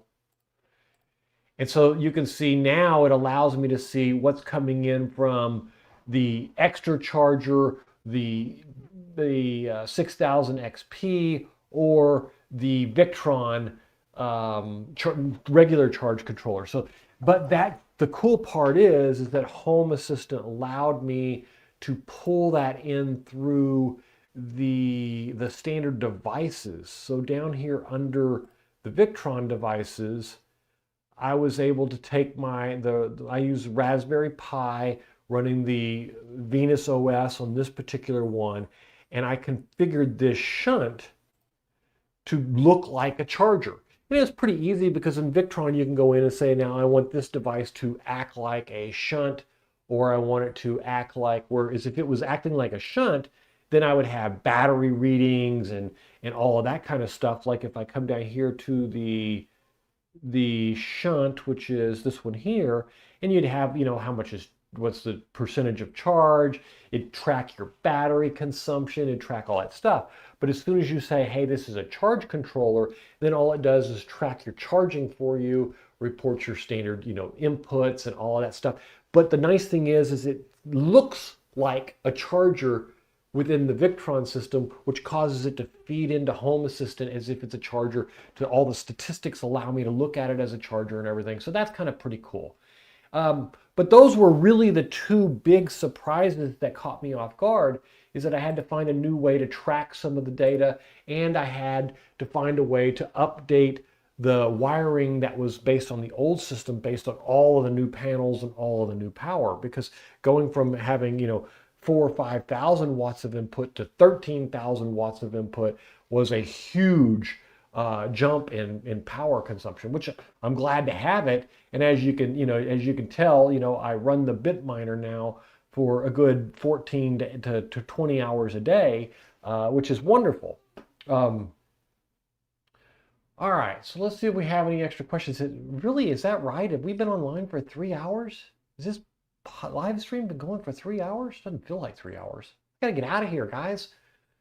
All right, so used panels are great for getting started in solar. Yes, they are. They're wonderful for getting started, and they're also wonderful for some when you have plenty of space and stuff like that. They'll be wonderful for that.